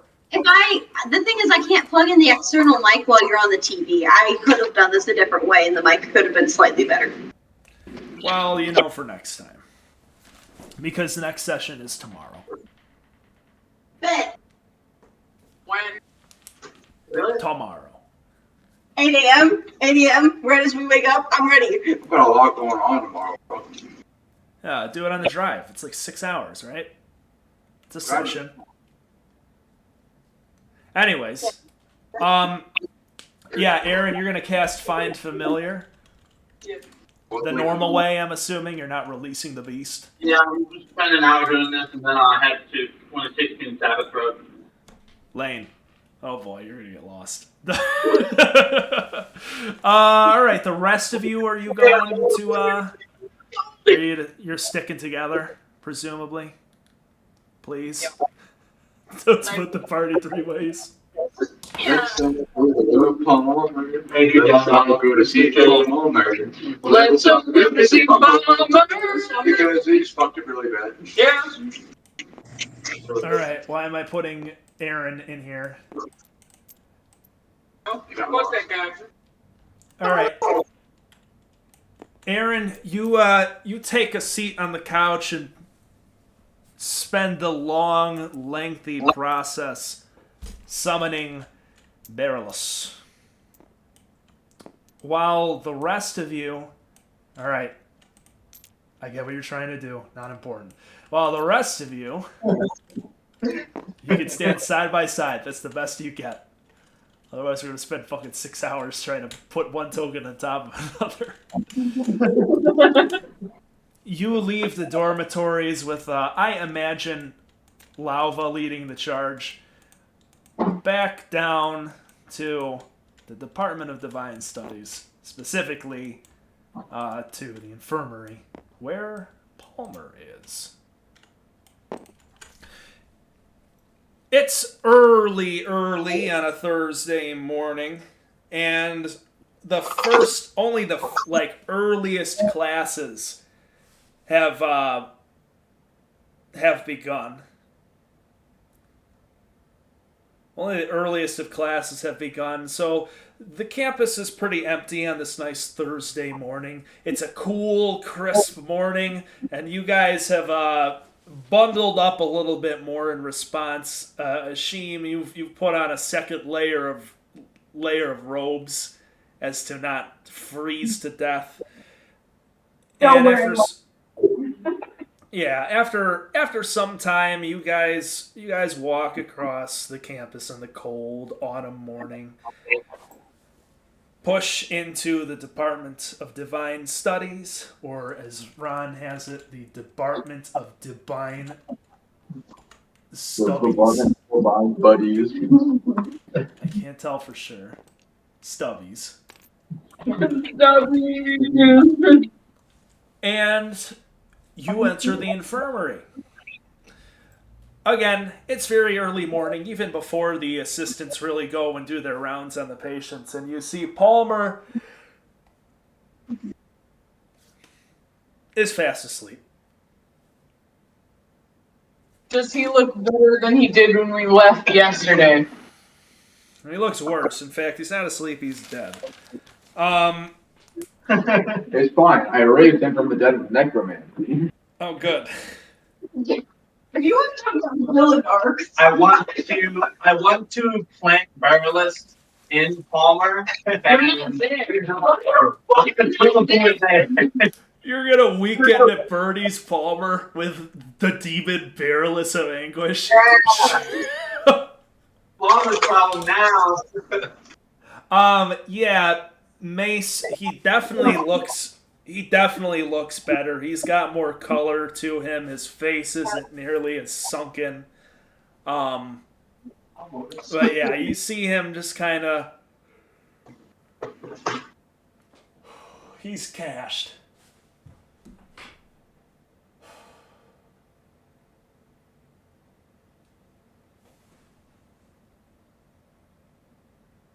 Are we like outside the infirmary or actually in? You're inside. It's just like kind of like beds along the walls and in the center. There's like some sheets put up for if people need to be like isolated. But yeah, you're just kind of in there. I don't think it was a good idea to wait him to continue to let him rest, but let me at least just leave something here so that you can at least visit him. Well, perhaps we should let someone else leave something for him. I was just like puppy dog eyes pull out Palmer's Adventure Club hat. I was just gonna leave it at the side of his bed. Yeah, you want to do that? I mean, now this Jim's kind of like, well, if you don't want me to do it. No, I didn't do it because it's so sad. It's so bad. Yeah, now it looks like an ass. I guess, yeah, so I'll walk up and occasionally look back behind my shoulder to make sure I'm not doing it. Mace is rolling her eyes, just like, get it over with. And then, Dude, don't throw up. What? Okay, we're good. It's okay, I do similar things with Olivia. Talking to Palmer so it isn't John Bonham himself, right? But I'm gonna go and leave Palmer's Adventure Club hat on like the bedstand next to the bed. Just to Okay. let him know we went and visited him. We didn't just forget about him while we're gone. Got it. Yeah, you do so, and you look at him as he rests in the infirmary bed pensively.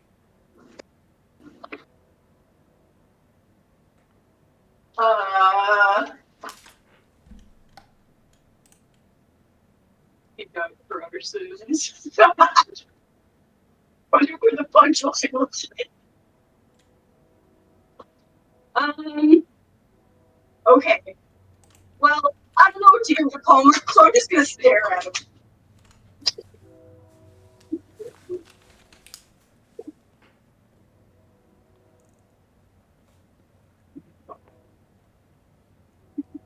Okay, yeah, he doesn't stare back because he's unconscious, but You're pretty sure he breathes in your direction while he's out. yeah, he's alive, Lauva. That much you can confirm, and it is relieving.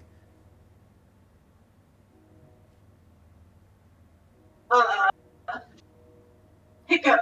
What's an adventure hat made out of?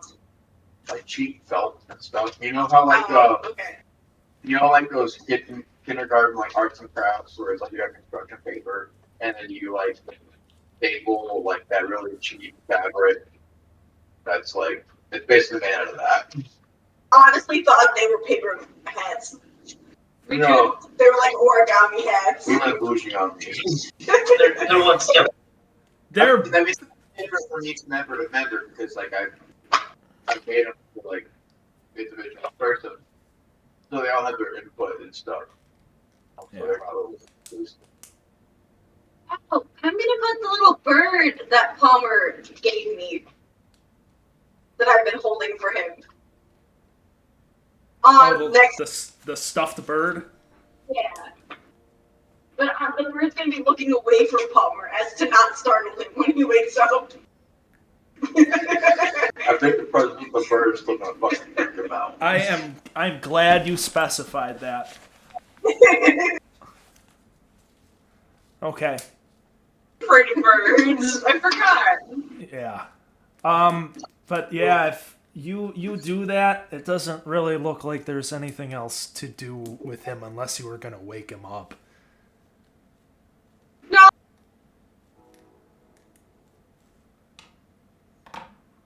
Okay.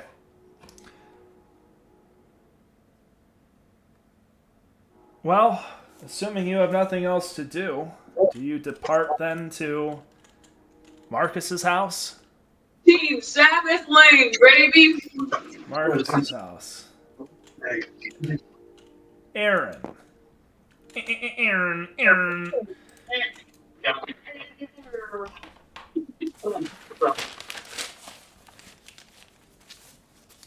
So, Aaron.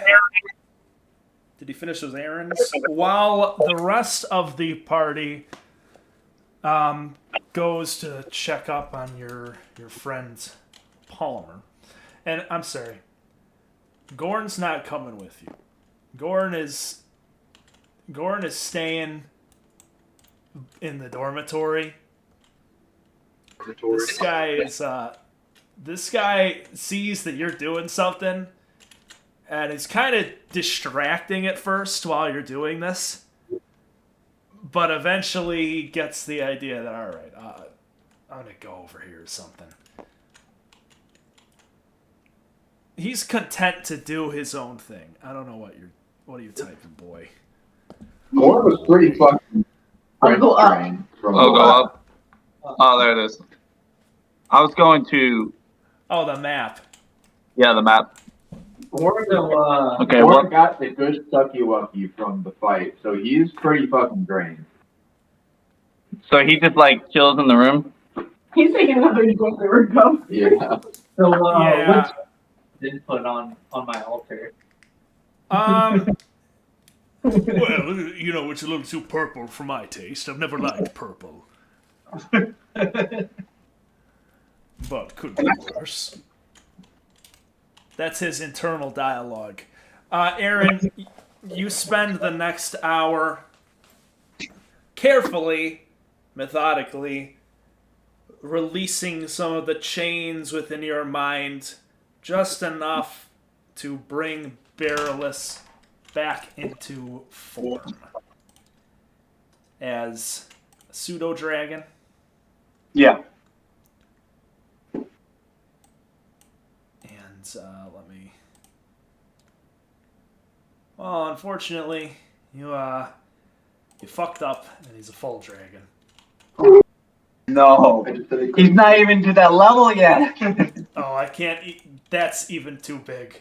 Are there other smaller components I could use for this?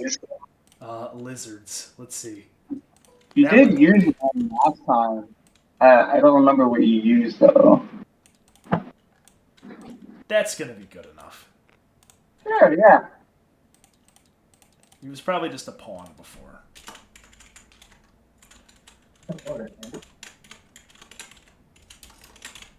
And so after about an hour, you do summon Barreless. He is released partially from your mind, and he kind of spirals, circles through the room a few times. You've kept me locked in there for a long time. Feels good to stretch my limbs, even if they aren't mine.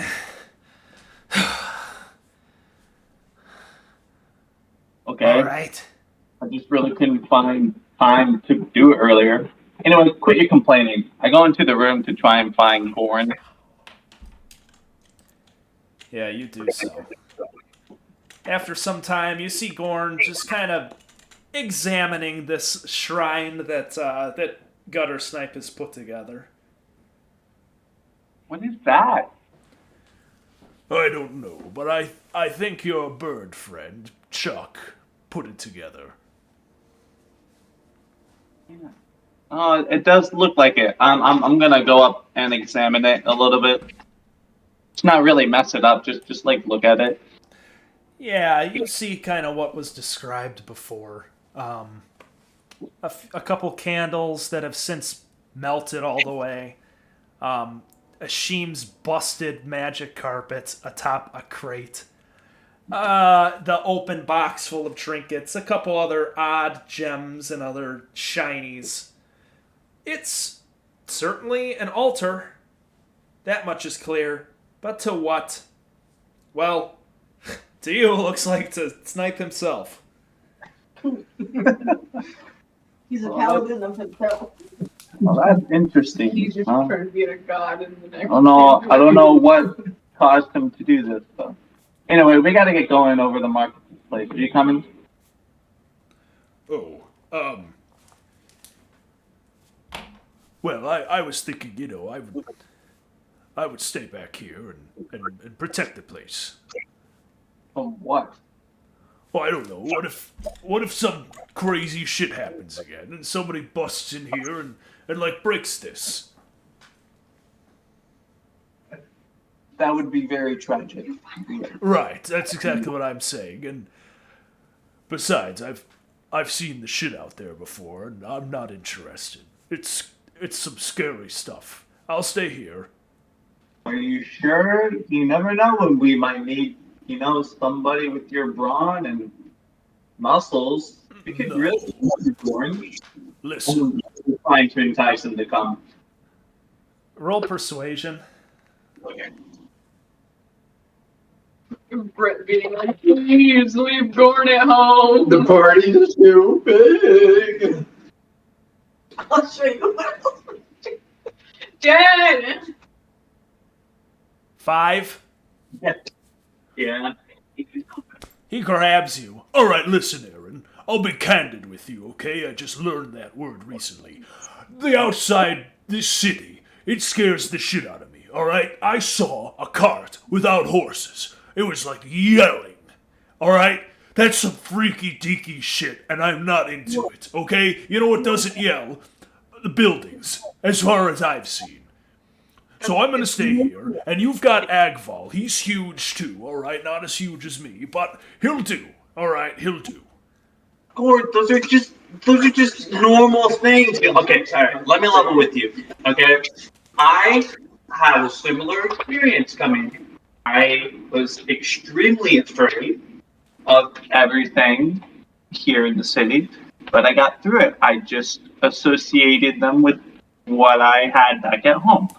And maybe it could help if you associated the buildings as trees, and maybe, the horseless carts as, the normal elks and squirrels and raccoons in the forest that you're normally accustomed to. Aaron, I'm going to kick you in the chest if you don't stop talking to me.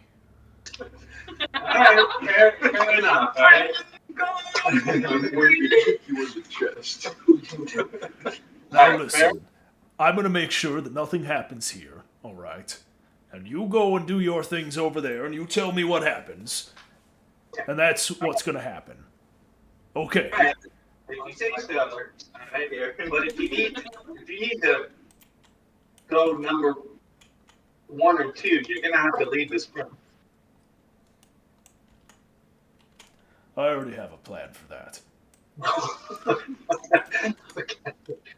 Alright, what did we say? And What's then I that? leave, Oh no. and, leave him, and I take my pet with me.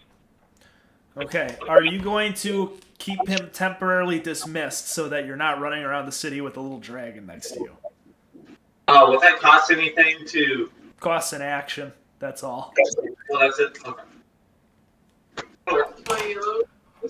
So, okay. Yeah, Aaron, you walk by the vase of flowers and the bag of candied worms on the table. And you leave.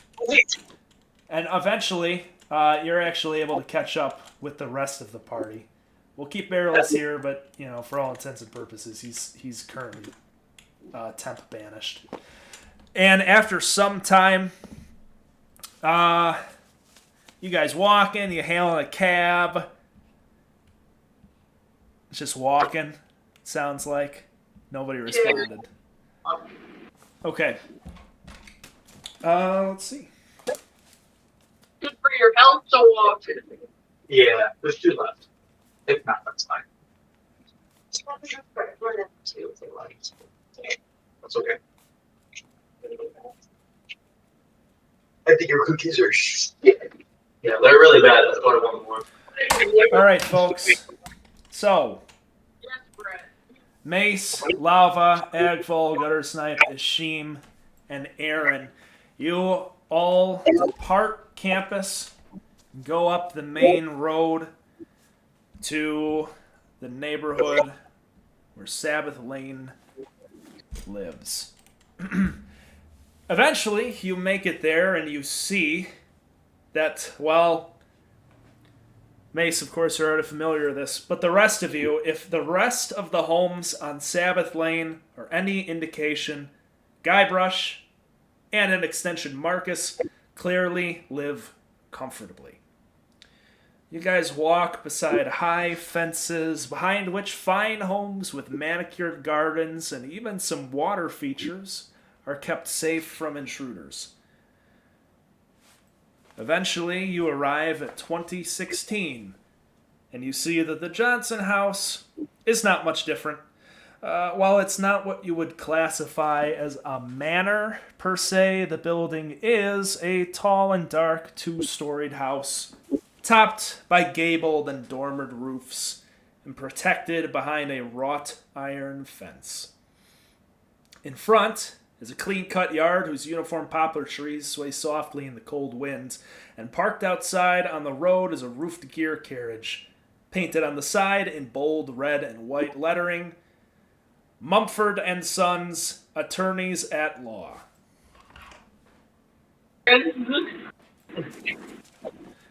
You see that the gates are closed, and there is a nearby small metal and stone plate attached to the fence near the gate with a little unactivated purple, no, it's not purple, circular rune on it.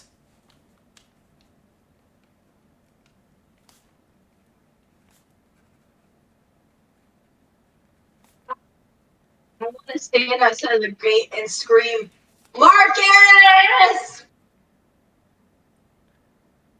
Can I cast prestidigitation to slightly amplify it? Yeah, you guys do so. You yell, Marcus! There's a nearby posh-looking gnomish lady walking a strange looking creature, a mammalian creature.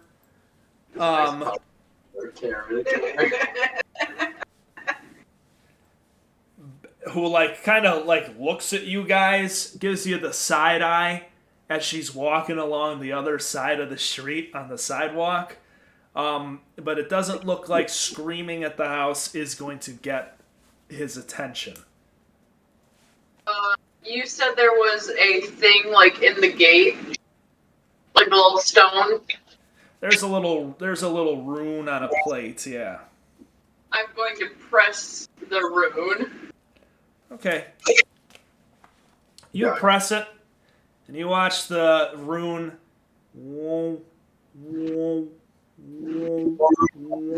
flash and fade with soft purple light for a moment before you hear almost like a crackling noise, and it's a solid purple.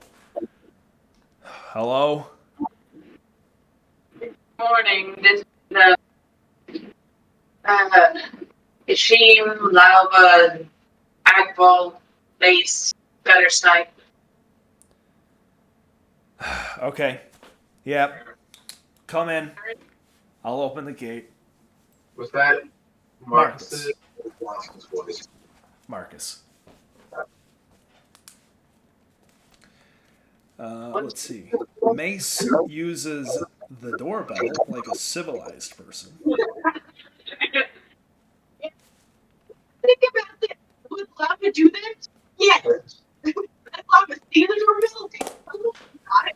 13. That's the social interaction. Scientific purposes. Absolutely. Take you to fucking anybody. To be fair, I was going to test the gate, and if locked, I was going to see if I could Pop it. I was going to see if my alchemy could produce a little acid. Hold on. Brett, I have a theory. Yeah, you know go how on. there's force fields off the cliff at the university when the director worked there so that you couldn't throw yourself like off the cliff or anything? Yeah. Yeah. Theory. What he's doing now is if you try to like go over the gate or climb the fence, there is a similar force field, but instead that force field like ejects you several thousand feet into the air and then off that cliff. Fucking shoot, Jesus. That really did have those anti-suicide nets like the Chinese phone factory. Wow. That's kind of That's closer to the vibe, yeah. Yeah. Well, it's so that you don't fall off and fucking die on accident or on purpose. Yeah. Yeah, but It's simply in the OSHA regulations. and then those saved. So like, but then No. I'm going down a fucked up mental path. All right, so do your theory crafting on your own time, unless it's in character. Anyways, I guess I can change the map to be Squid City, but I hate this map because it's not really what it's supposed to look like. But that's okay. Let me bring it up though, because why not?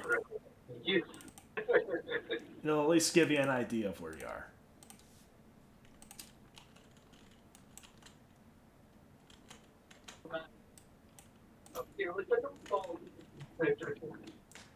You guys are like kind of north, still in the middle district.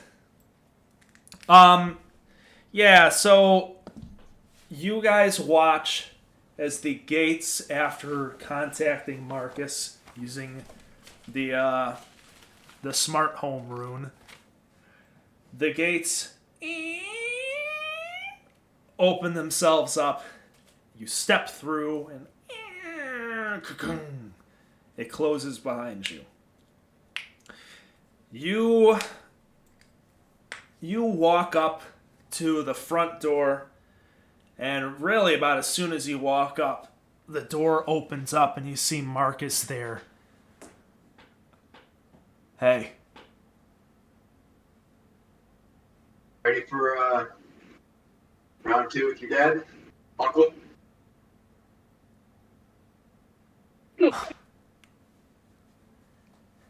Yeah. Well, hey, good news for you guys. He's out of the office. Good news that he's out of the office. Yeah, because I mean, sorry. Yes. But we want to talk to him. He's not there. No, out of his study. Yeah, he looks at you. No, man, out of his office. He doesn't have an office. Remember, he doesn't work anymore. Oh yeah. But he's okay. Yeah. Then let's. I guess let's take his brains. But a lot less directly than what my dad did. Okay. You all enter into the home. Make a wisdom saving throw. Yeah. No, as you enter, you see the place is a little worse for wear on the inside than it was on the outside.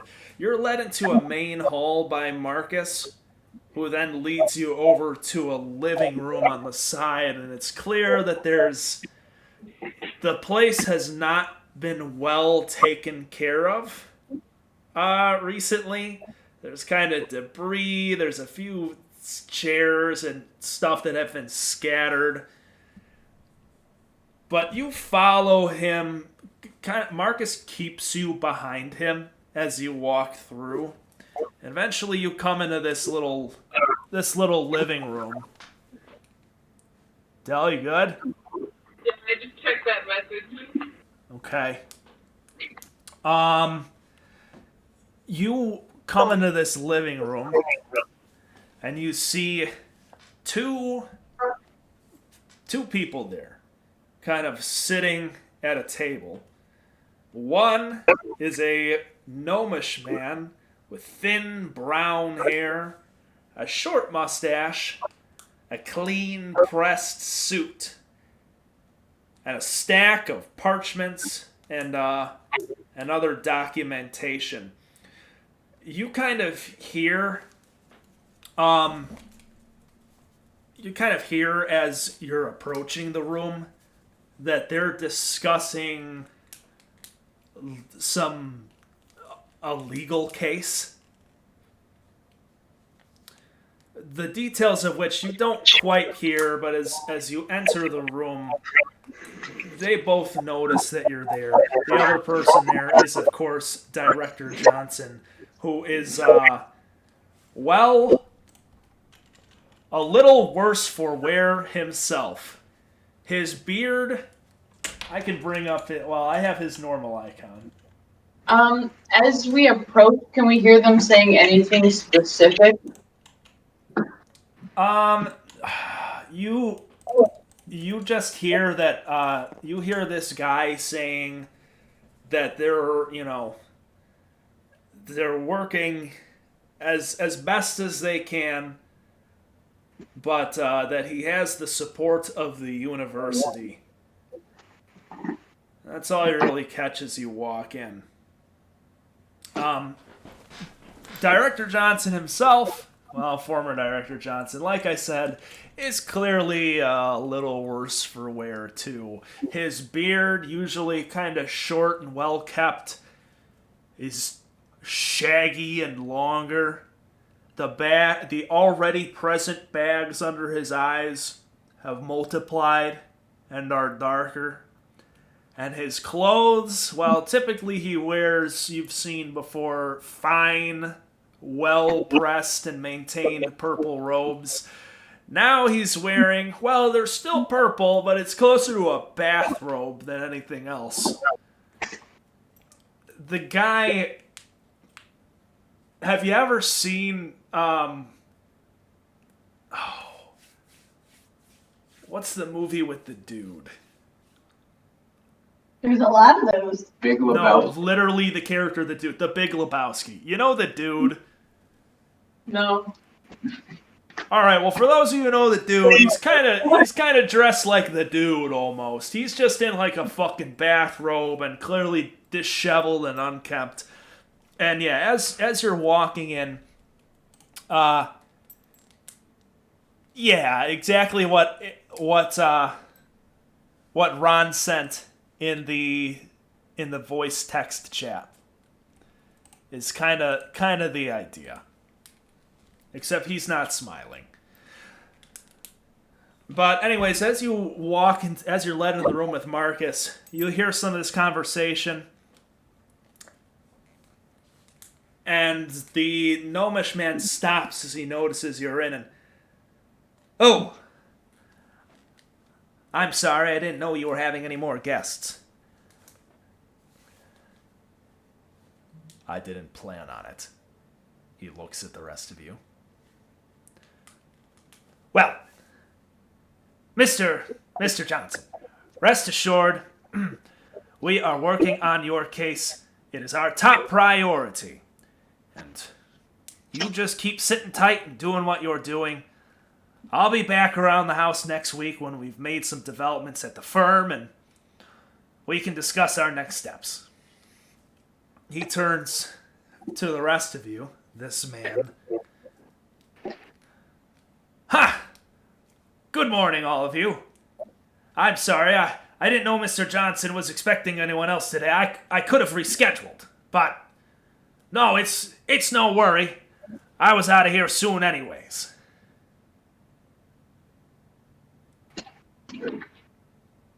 Okay.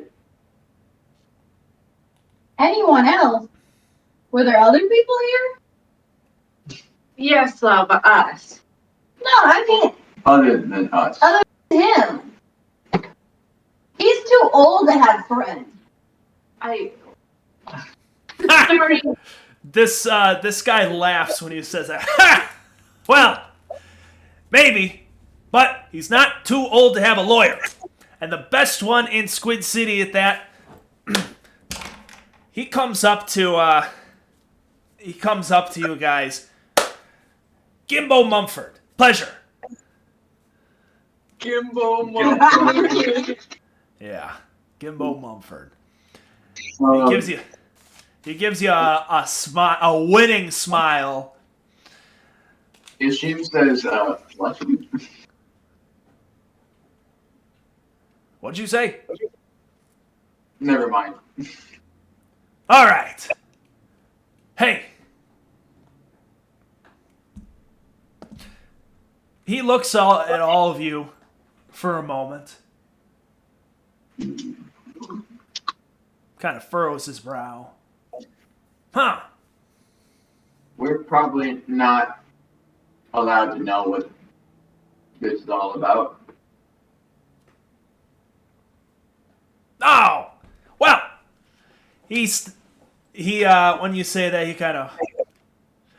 Oh, yeah, you know. Client confidentiality. But if he wants to tell you, he can. But as your lawyer, he turns back to Guybrush. Well, you know how the law works. Anyways, folks, have a good day. And hey, he looks at you, specifically, Lauva. You get yourself in any trouble, call Mumford and Sons. What? Why me? You hit the troublemaking type. He pegged you down quite quick. Get all like offended. Pop up. All right. The lat pull out. What do you mean? What are you talking about? Use your shapeshifter power to pop out like splat. I'm sure she was real. Watch this amazing power play. Well, no, it was me as My dad. So it is.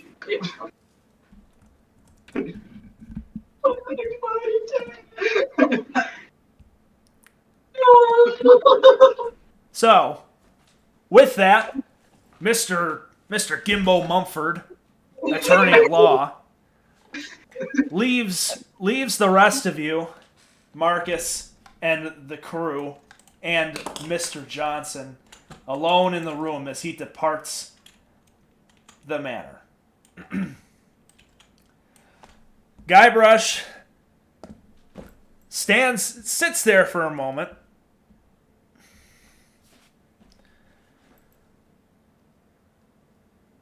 All right. He stands up.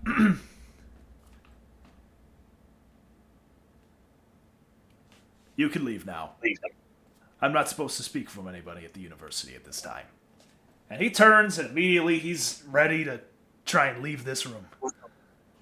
Whoa. There's Johnson, wait. This is really important. This isn't about whatever all this legal crap is. This is bigger than that. Mr. Ibn Abad, I'm sure if you have an arcane question, other faculty members would be able to assist you. This isn't a schoolwork thing. This has to do with what we found in that cave.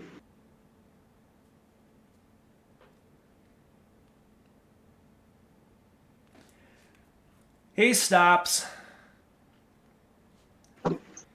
He turns around.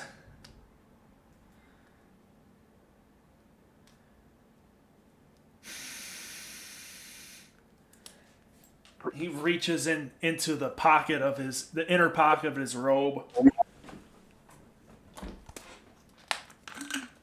Oh boy.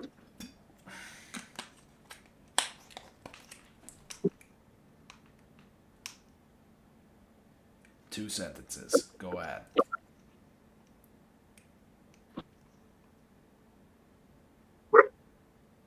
It's happening more. Old forgot Cecilia. Try it above. I wasn't being serious. All right. He sits down.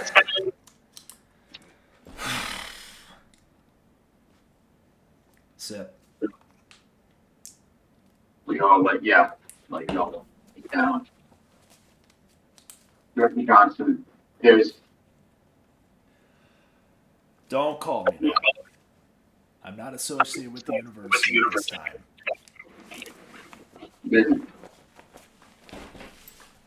Mr. Johnson, whatever we found in that cave, its presence is still affecting the Department of Magic, and we recently revisited, found the chamber that is hidden in with my father, the new director, and whatever happened the first time, that was the initial incident at the tower, it happened to us again. And we have reason to believe that whatever is going on with this is somehow connected to the world forgetting Cecilia upon her death. Because she didn't just die, she just disappeared. There's something going on here, and we don't have all the answers. We can't remember things that happened, and you spent time with it, and we just want to know what you know.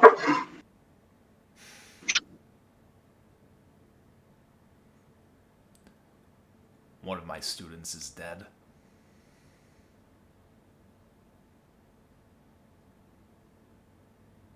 I thought you knew, or didn't know. Like, it's like Cecilia was murdered by the Quid City Mafia. I'm having a moment here. Noodles, come here. I got an idea, Jake. The forget me stick, baby. But Cecilia died not too long ago. There was a drive-by. There was a cart full of criminals and shot at us.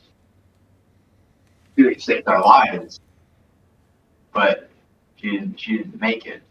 When she died, I mean, we were holding her in our arms, and then suddenly she just faded away into dust, and we couldn't keep any of it. It's like she just completely disappeared, and the next day, anybody who only knew her like distantly, it's like she stopped existing on the planet, like she never existed. The only people that knew her were people that were close to her, like us. I guess you apparently. But there's so much around us we don't understand, and we thought you might know.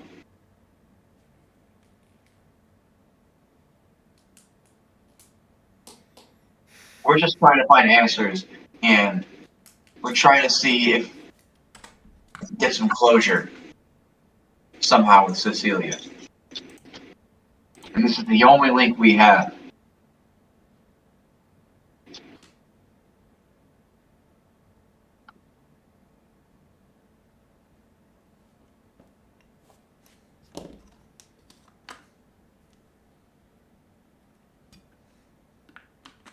Please don't tell me it's like, well.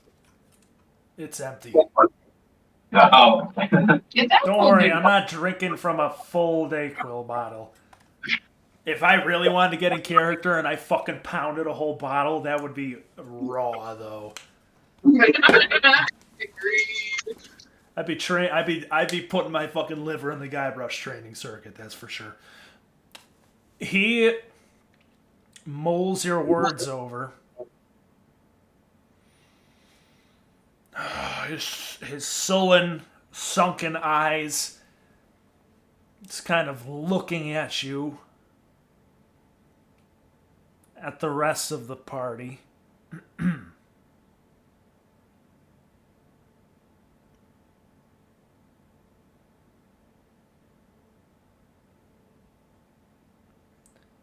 Mr. Lestry, can you confirm this? Yeah, it actually happened. We're all very confused and scared, to say the least. We just want to know. I mean, personally, I would like to know that Cecilia died for a reason, and for people to remember it.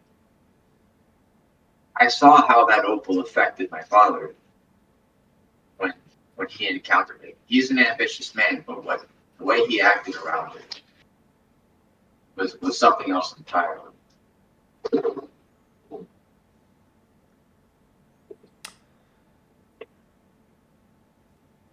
Your father is a capable mage. They would not have brought him here to replace me if he was not. How did he act? He put Lauva in harm's way. Lauva had the opal in her hands and demanded that we give it to him. Even so far as attempt to summon it from her, harming her.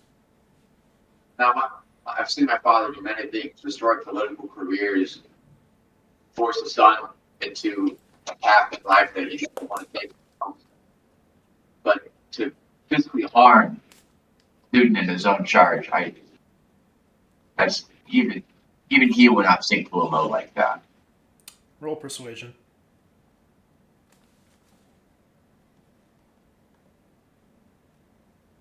You know, I can do. That's one. Yeah. So what's the total roll? 19. You know, that could be the difference between some rolls.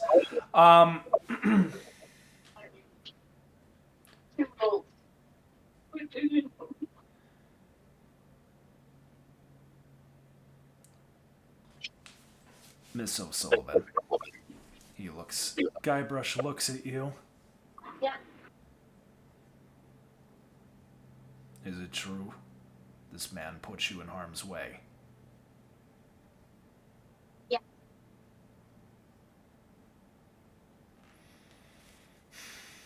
All right. What about the rest of you?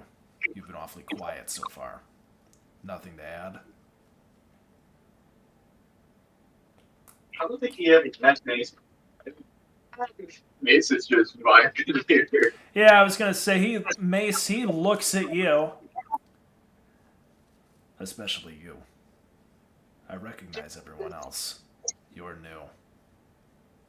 And You must be the director Johnson. I am a new friend of these children, if you may call them. My name is Mace. I they are. must have started after you parted with the university. Yes. Parted with the university I have. In Yes. fact, But in fact, currently, my lawyer, Mr. Mumford, has insisted that I keep zero contact with any representatives of the university at this time. In fact, any outside contact is really ill-advised, given that I'm under house arrest. you are under house arrest. Well, I do know the Mumford and Sons to be quite a great set of lawyers. Sir, what did you do?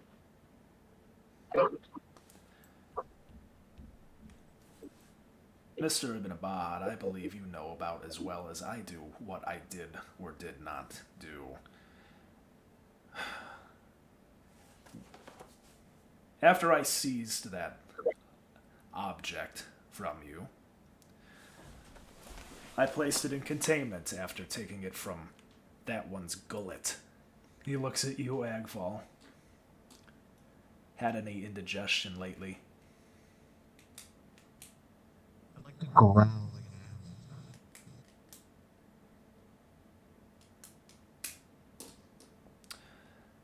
I immediately placed it in containment so that I could safely identify it later.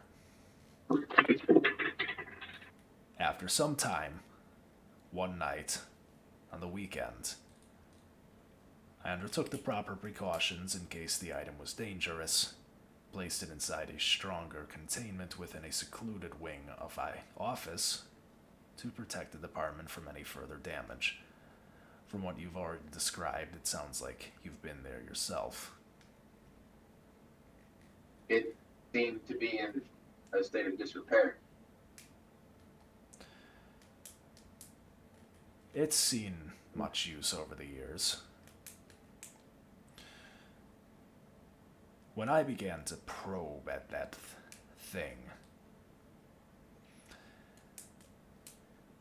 it almost felt like it had begun to probe back. I must assure you that I exercised the utmost caution in ensuring that whatever it was I was containing was not allowed to contaminate anything else. But I was interrupted by the big green friend of yours. Thorn. Whatever you'd like to call him. He threw a lapse in my concentration. The next thing I remember was what I believe you remember. Coming to in the middle of my department, shattered and broken by some unknown force, with no memory of what had brought me there and what had caused it. After that, I was advised by the headmaster that there was legal inquiry and foul play and several charges of endangerment of staff and students at the university. I was taken into custody, placed under house arrest here, and am currently awaiting trial. Though, of course, Mr. Mumford is doing his best to build our case while that happens. Now, you know as well as I do that I do not know what happened. A jury of my peers may not be so easily convinced. Mr. Mumford is very talented, but he is not a miracle worker. At this time, I cannot leave my home.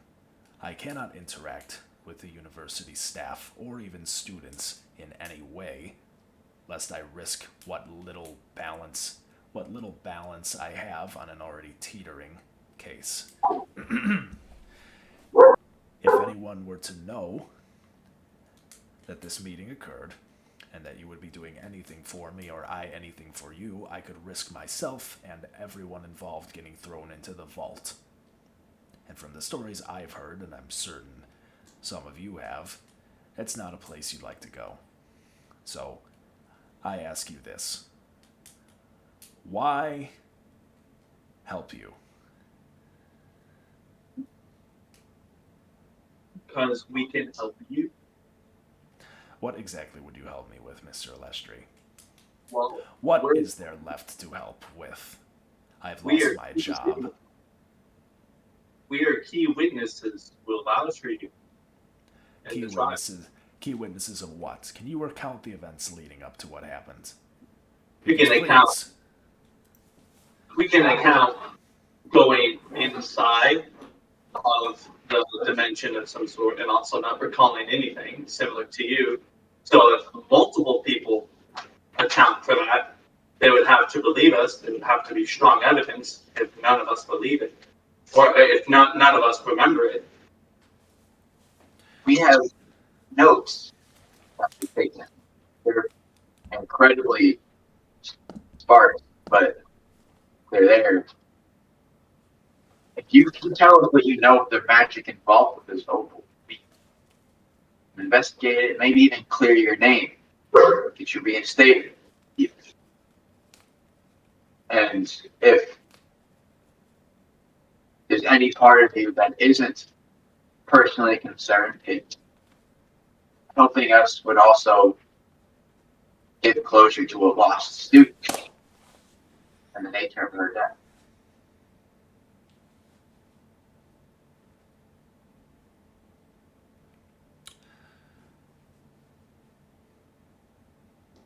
Gutter Snipe, that's a good question that you've asked me in the DM. You're allowed to ask me these things in person too. Would you like to attempt to use your new feat, Director Johnson? Why, yes. Oh, God. All right. Allow me to try something. There's too many dudes in this call, yeah? All right. Hold on. Free your mind. Free your mind and your ass will follow.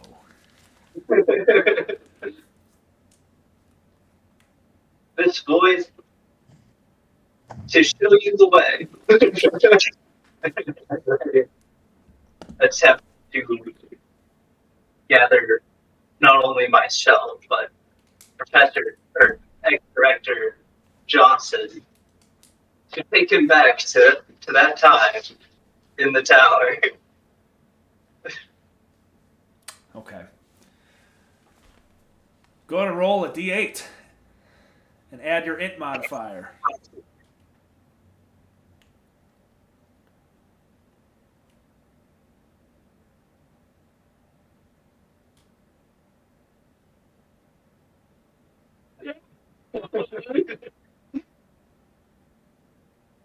A 6. 6. What's 6 with your mod? Yeah. Okay. Gutter Snipe. You all watch as Snipe here hops up onto the table, kind of places his hands on Guybrush's head. And as you approach him, Snipe, Guybrush looks at you and...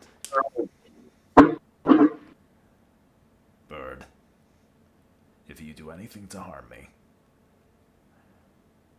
I'm already in the hot seat. I'll put you on a spit.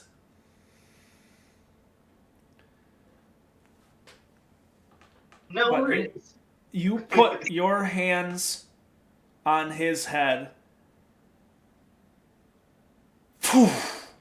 and your eyes go black, and you watch as similarly Director Johnson eyes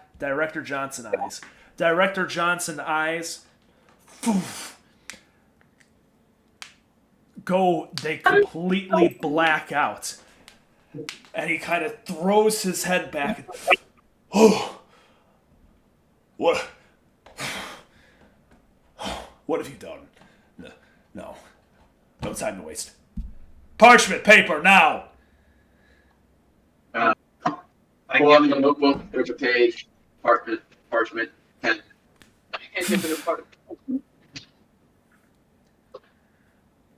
I need you to roll a wisdom saving throw. Gutter Snipe. Okay.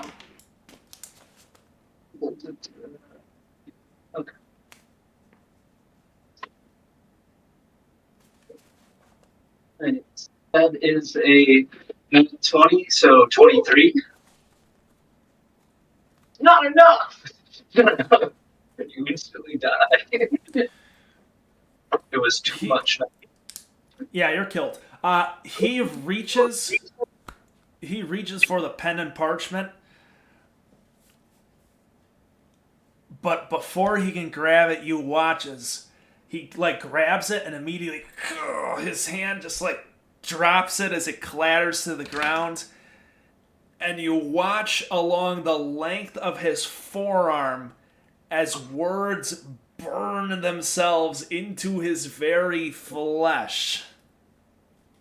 Oh, now they're gonna know we were here. Fine. Your students are telling the truth. What you're gonna say? That's 6 words, though. Yeah. 6 words that he's gonna have tattooed on his arm in the bolt. Because no one's gonna fucking believe him.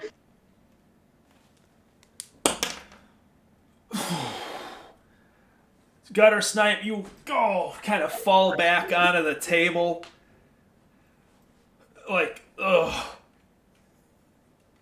Drained immediately. You feel the same muscular weakness that you did after yesterday. And the rest of you watch Guybrush is kind of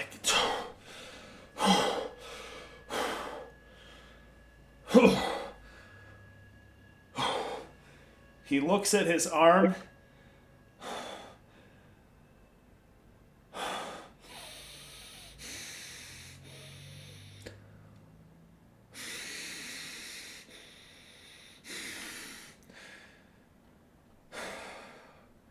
He looks at all of you, sweating down his face, kind of collecting in his scraggly beard.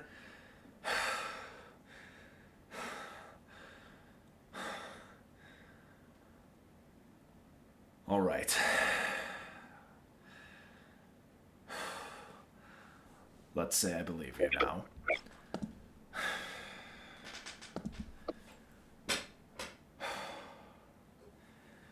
Just give me a moment.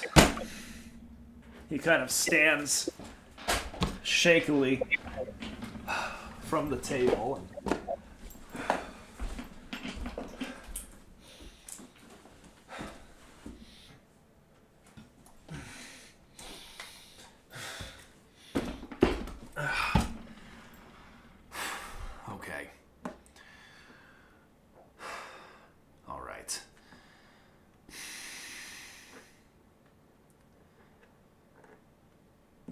regardless of what you've told me.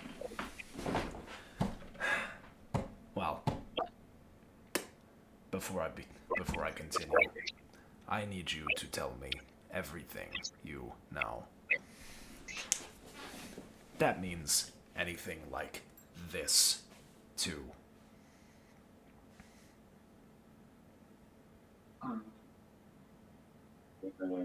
I mean, we already told you everything.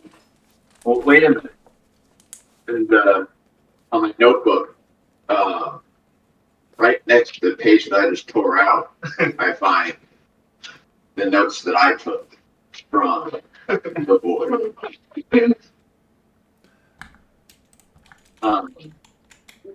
I read them out, except for the Aaron abandoned me part. I keep that to myself. What did you? Wait, what is that? They're on the tabletop. Yeah. Memory loss, Johnson's office, black opal. Book provides entry with booze, and omitted, Aaron abandoned me.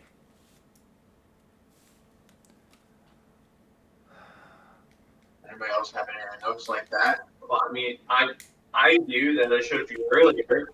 Well, I also have notes. Mine are more basic than yours, but say similar things. Drunken words, secret room, opal imprisoned, don't mess with pillars, but I wrote resist down, and resist is also what it says on this ring that I got. Yeah, actually, I can't take it off. Fun fact. Wait. Welcome to the club, Lava. Finally, you told us about the ring. Wait. I just Where did you get this ring? Yeah, but you remember during that cave with the opal? Hold on. I know we had a really good heart-to-heart talk, but Lava, are you telling me that you had a ring associated with this evil gem that has been destroying our entire lives in the university, and you're just now telling us about this? To be real with you, I wasn't sure it was associated until just this moment. And it's great that you chose to tell us now. Isn't that right, Hold on, one Director moment. Johnson? Staff, I cast Identify on the ring. All right. Yeah. Let me go back real quick to quest log number 5. For this ring to come into fucking play. Because only you were the only person that knew about it. And it's so discreet that no one's gonna fucking ask about it. Ashim, this is a ring of mind shielding. That's why I was like, what are you guys doing? It's a ring of mind shielding. Yeah. You know, that makes a whole lot of sense considering I remember you guys saying something about hearing voices, and I just thought y'all were crazy. So we have a ring of mind shielding that helps protect the wearer from the power voices of what? The opal? Rings of mind shielding are not uncommon trinkets if you know where to look. They provide resistance from psychic attacks, anything that might try to enter the mind, to harm it, to warp it. It's some similar magics are employed during any routine identification of unknown magic items. It's what I used as well. Clearly, it wasn't enough. I weekly get up. Opal want. All want opal.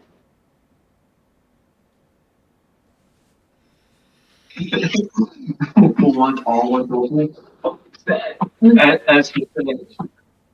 Yeah, if we can decide from that. Yeah. I don't want the opal. If it's drawing things in, well, perhaps that's what your big green friend broke into my office for. Perhaps that's why your father has been acting strangely. Maybe. Are you sure that he broke in? It seemed like he was scared that something happened. Was he intentionally trying to disrupt your concentration, or could it have been just an accident? Mr. Alestri, when my office door is forcibly removed from its hinges, my first thought is not what was the intention of that, who did it. Wonderful. Good point. I don't know if this helps at all, but I have these gloves, assuming that they're from the dimension that I can't take off. If I have one that does my fitting, the other does things completely opposite. And I demonstrated just trying to pick up like something. I can pick up something, but the other hand. Yeah, one of the hands goes to grab the discarded flask, and the other one kind of slaps it away. Yeah, you see, it's kind of weird. I can't take them off though. Like, I've tried. No. In another topic, we were injured and received damage, and in fact, Palmer is still in the infirmary due to the events that happened both times, mind you. And from my knowledge, the damage seems necrotic in nature. Oh yeah, I got this pretty sweet scar in my arm. Pulls up for a scar. Yeah. I don't know if it's directly from the opal or entities associated with the opal, but whatever happened during the time that elapsed, that's out of our memory. We were hurt, and it was certainly through nefarious magic.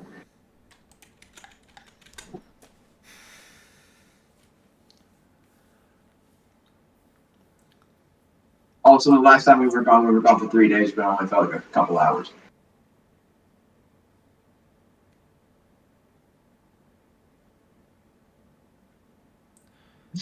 Is it safe to assume that you guys are going to tell him just about everything that you know? Yes. Including Dello? No. Are you going to tell him everything? Yes. How about this? No. Everything regarding that's why our affiliation with Dello was the reason why Cecilia died in the first place. But when I explained to Cecilia is that I just mentioned that it was a hit and run. I was just anything involving our own involvement in the mafia is omitting. Right. Until it becomes, I don't know, that fucking Dello is the void monster or something. Yeah, then we talk about it. I'm like Jordan in the first half of the season. We've still got that really big bed. Is that bed still at the shop? Yeah. Yeah, so you guys spend just the next while recounting basically all of the information that you know to Guybrush. Cecilia's death and the strange, forgotten memories of her. Your injuries. The strange relationship with time that your loss of memories has. Everything that you encountered back down in the mountains where with Gorn and Norbit and everything.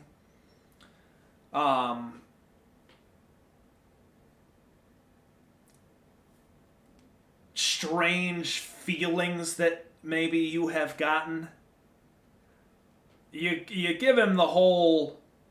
You really give him the whole song and dance on everything. And after a while, he stood up at this point, kind of pacing around the room.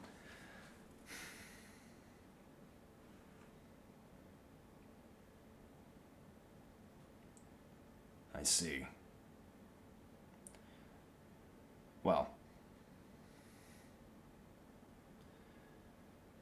I have, I believe, good news and bad news.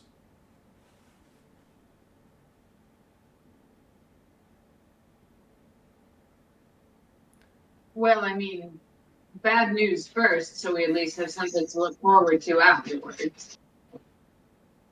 Right. Well, the bad news is, I have no idea what's happening.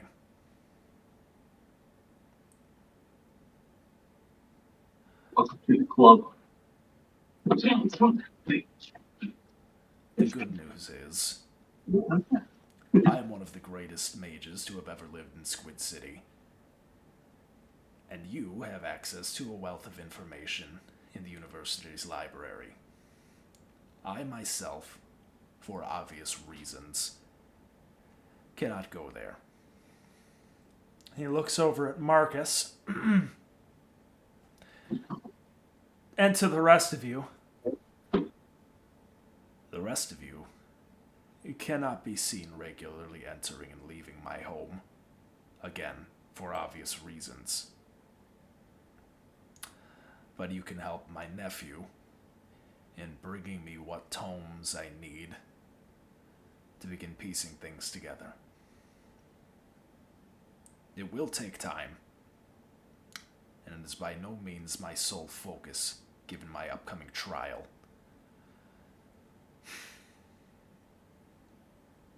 But what you've told me is worrying indeed.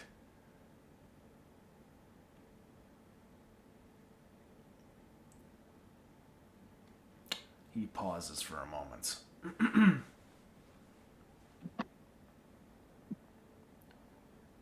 I sent Marcus to acquire a tome from my office that was left.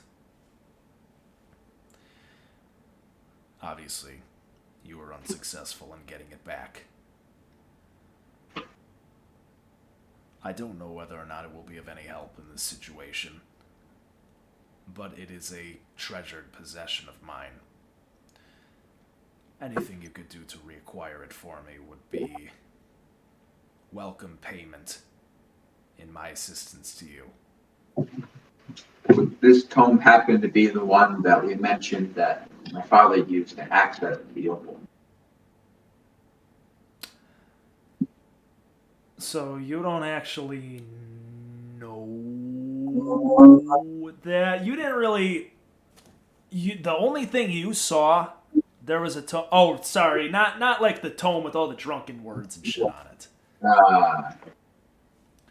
You, Ashim, do recall that, well, your dad did have a big old scattered tome with him after you guys woke up again.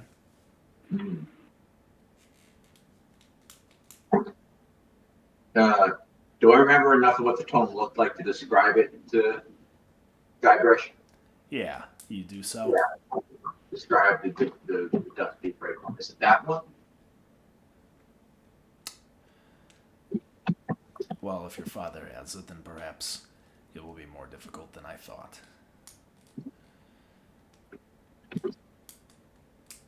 He's intelligent enough. I'm certain he'll recognize its value and wish to study it for himself. Just have to see if he can be told to give it back. I'll look at lava. What does that mean? I'm not the bad guy all the time. Okay, I just have an idea. It's likely that Harkham will not just give us the tome at will, since it's of high value. What we could do, Lava, is impersonate him. Some light breaking and entering. And, Harkham can just take the tome himself. You get what I'm talking about. Oh no, I have an idea. It seems in character, but we'll speak of this later. It's just an idea. You can impersonate him too, I can't. There's like plenty of spells, man. I can't be the only one doing magic. I can make myself invisible and help you. Enough. happen right now. I can also try the message. Listen. The methodology with which you acquire it for me is really of very little importance to me. I can write him a note requesting my property back for you to bring to him. It doesn't mean he kind of looks at all of you. It doesn't always need to be that complicated. A note would work. Yeah. You're not afraid of him. We'll go in there and take it. We're not afraid of them. Just But she's the only one afraid of it. I'm not afraid of him. You want to be a little fucking wizard. Listen,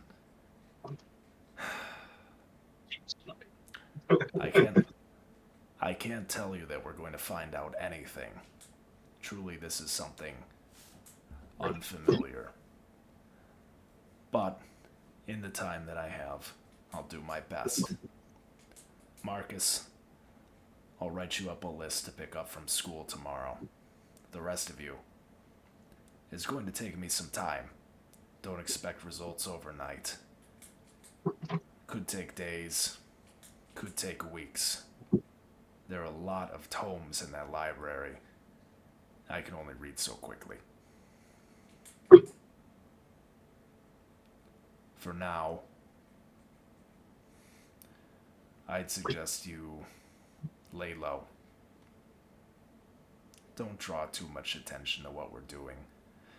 If word gets out that you're speaking with me and coming to my home, then I'm going to go to prison for a very long time. And while I could always leave, I don't quite fancy being a fugitive, especially not here.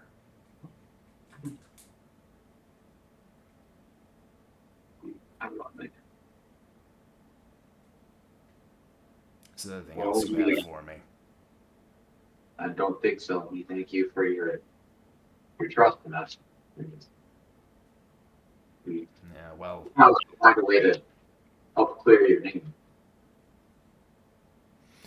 I wouldn't concern yourself too much with that. It's not really a name worth clearing. He takes a drink from his newly acquired flask. At this point, he's gone through a couple since you guys have been here. That's what you get for leaving your shoes out. Did you take the shoe? Yeah. Okay. He's had a lot of booze and no magic. It's so sad. Hey, she's not bad. She's just opportunistic. So, yeah, Mr. Johnson, Guybrush, whatever you want to call the guy. Don't call him director, though. Just keep things on the down low. Okay. I think most of us can do it, except for probably Aaron. What are you talking about? I'm the most quiet person out of all of us. Oh. And Mr. Agfall, please make sure that you study for your next exam. Your first marks were unimpressive. I think you can do better. Yo! Agwell rages.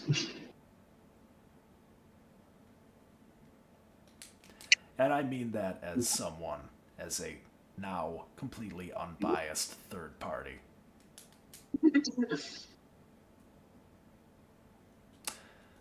All right. Well, I have nothing more for you. Get out of my house before I get arrested again. Is there a discreet exit that you want us to take, or front door fine? No. Your security system? I mean, you can Keep your hose in, or It's going to be a lot. It's going to be, You know what? No, he's sticking with his no. His Hosni email no. okay, that's cool. Let's get out of Mr. Johnson's hair, everyone. Commence laying low. Yeah, well, he's not a truly great wizard, Ron. He's just some alcoholic in a bathrobe. Well, All you right. really have to say he's one of the greatest wizards in Squid City. So is he? Yeah, he's also drunk. So is he saying that because he has so little faith in the magicianship of the average, character in Squid City, or does he actually have confidence in his abilities? Perhaps both, perhaps neither. But regardless, at least confident that you have convinced about as powerful as an ally that you know to assist with this. You are escorted from the Johnson home by Marcus and are free to return home to the university. And I just want to explain. Well, that is where we're going to end today's session. Can we get a note from your guy, right? To get the book. He's going to give that to Marcus. But let's see. That is tonight's session. So thank you everyone for coming, and we'll see you on the next one. This has been the Delinquents, session 33. Déjà vu. Goodbye. This is the stream ending. Goodbye. And thanks for the fish.